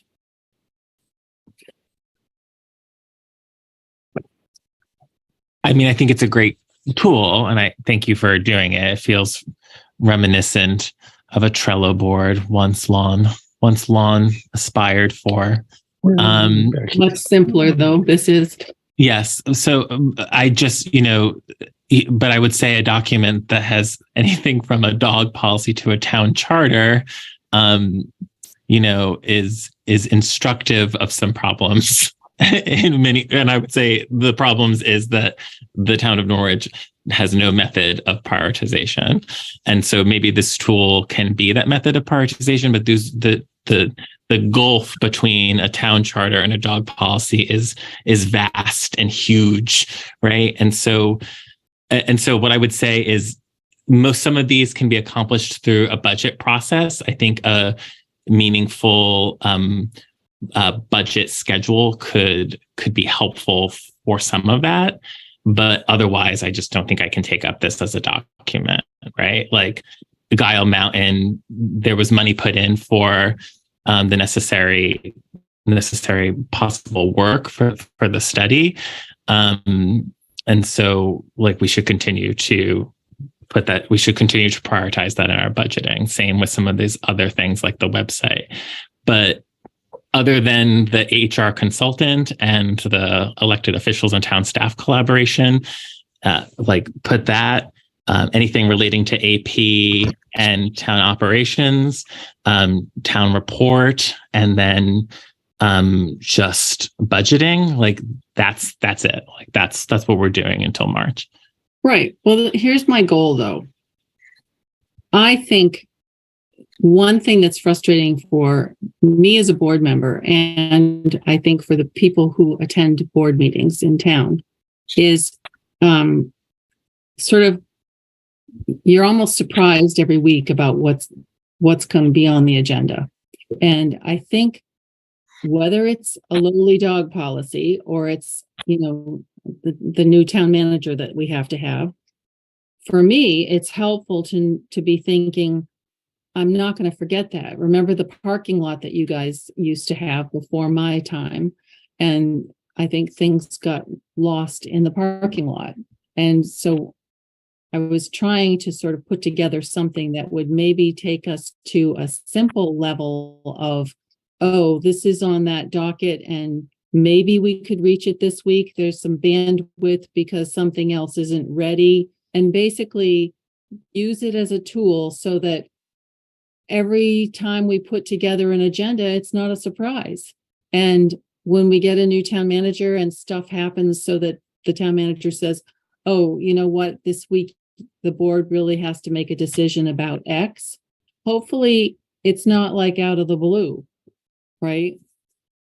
So if the board isn't interested in using this, I'm going to personally try to use something like this so that I can sort of give you all a heads up. This is what I'm thinking we still need to be doing. And this thing hasn't been addressed. Looks like we have bandwidth next time. What do you think about that? So, yes, Roger. Marsha, I have to say this, and I'm so sorry. Like, you mentioned the finance committee earlier and how they could be possibly useful for that group. The last time I saw the finance committee was at a meeting where somebody, one of these members, said they want to take a 2x4 to the select board, right? And Rob Gear was there. He could verify this. Oh.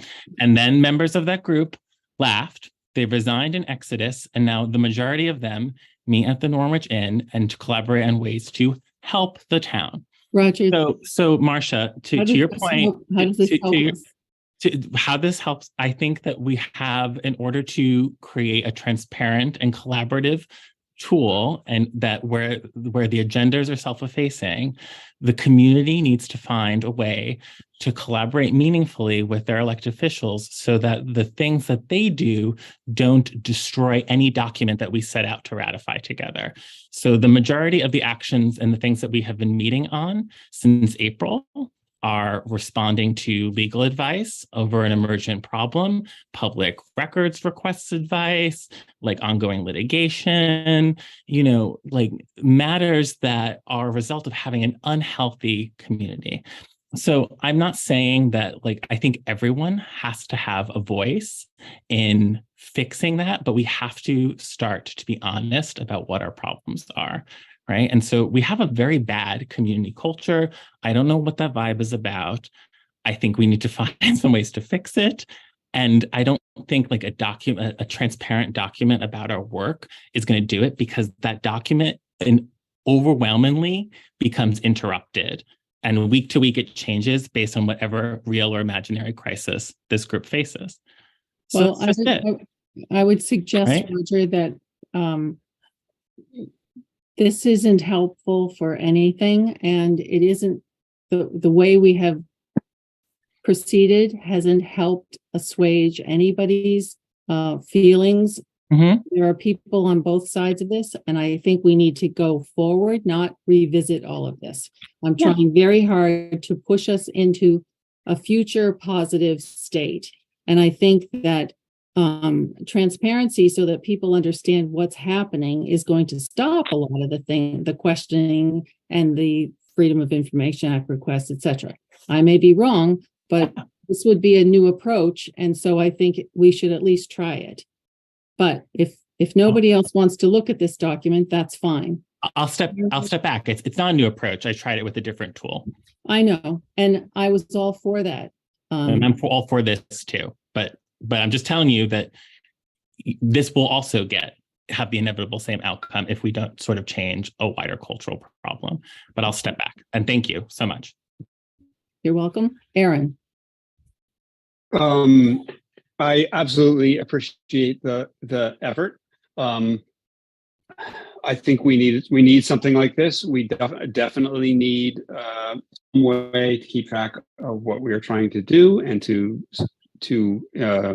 know what we're going to be working on. On the other hand, I think Roger has tried to say, we know what we're going to be trying to do. We're going to be trying to do the budget. We're going to be trying to do the town report. We're going to be, right after that into the town meeting. And meanwhile, we're going to be hiring a town manager and hoping that we can protect staff from the toxic town. Well, and those are our actual priorities. But we also need to have agenda items and be able to point to where those agenda items came from and how we're trying to get the work of the town done. So they're both true. And And I would like to talk very much about how we protect town staff from the town, unfortunately, which we apparently have to do.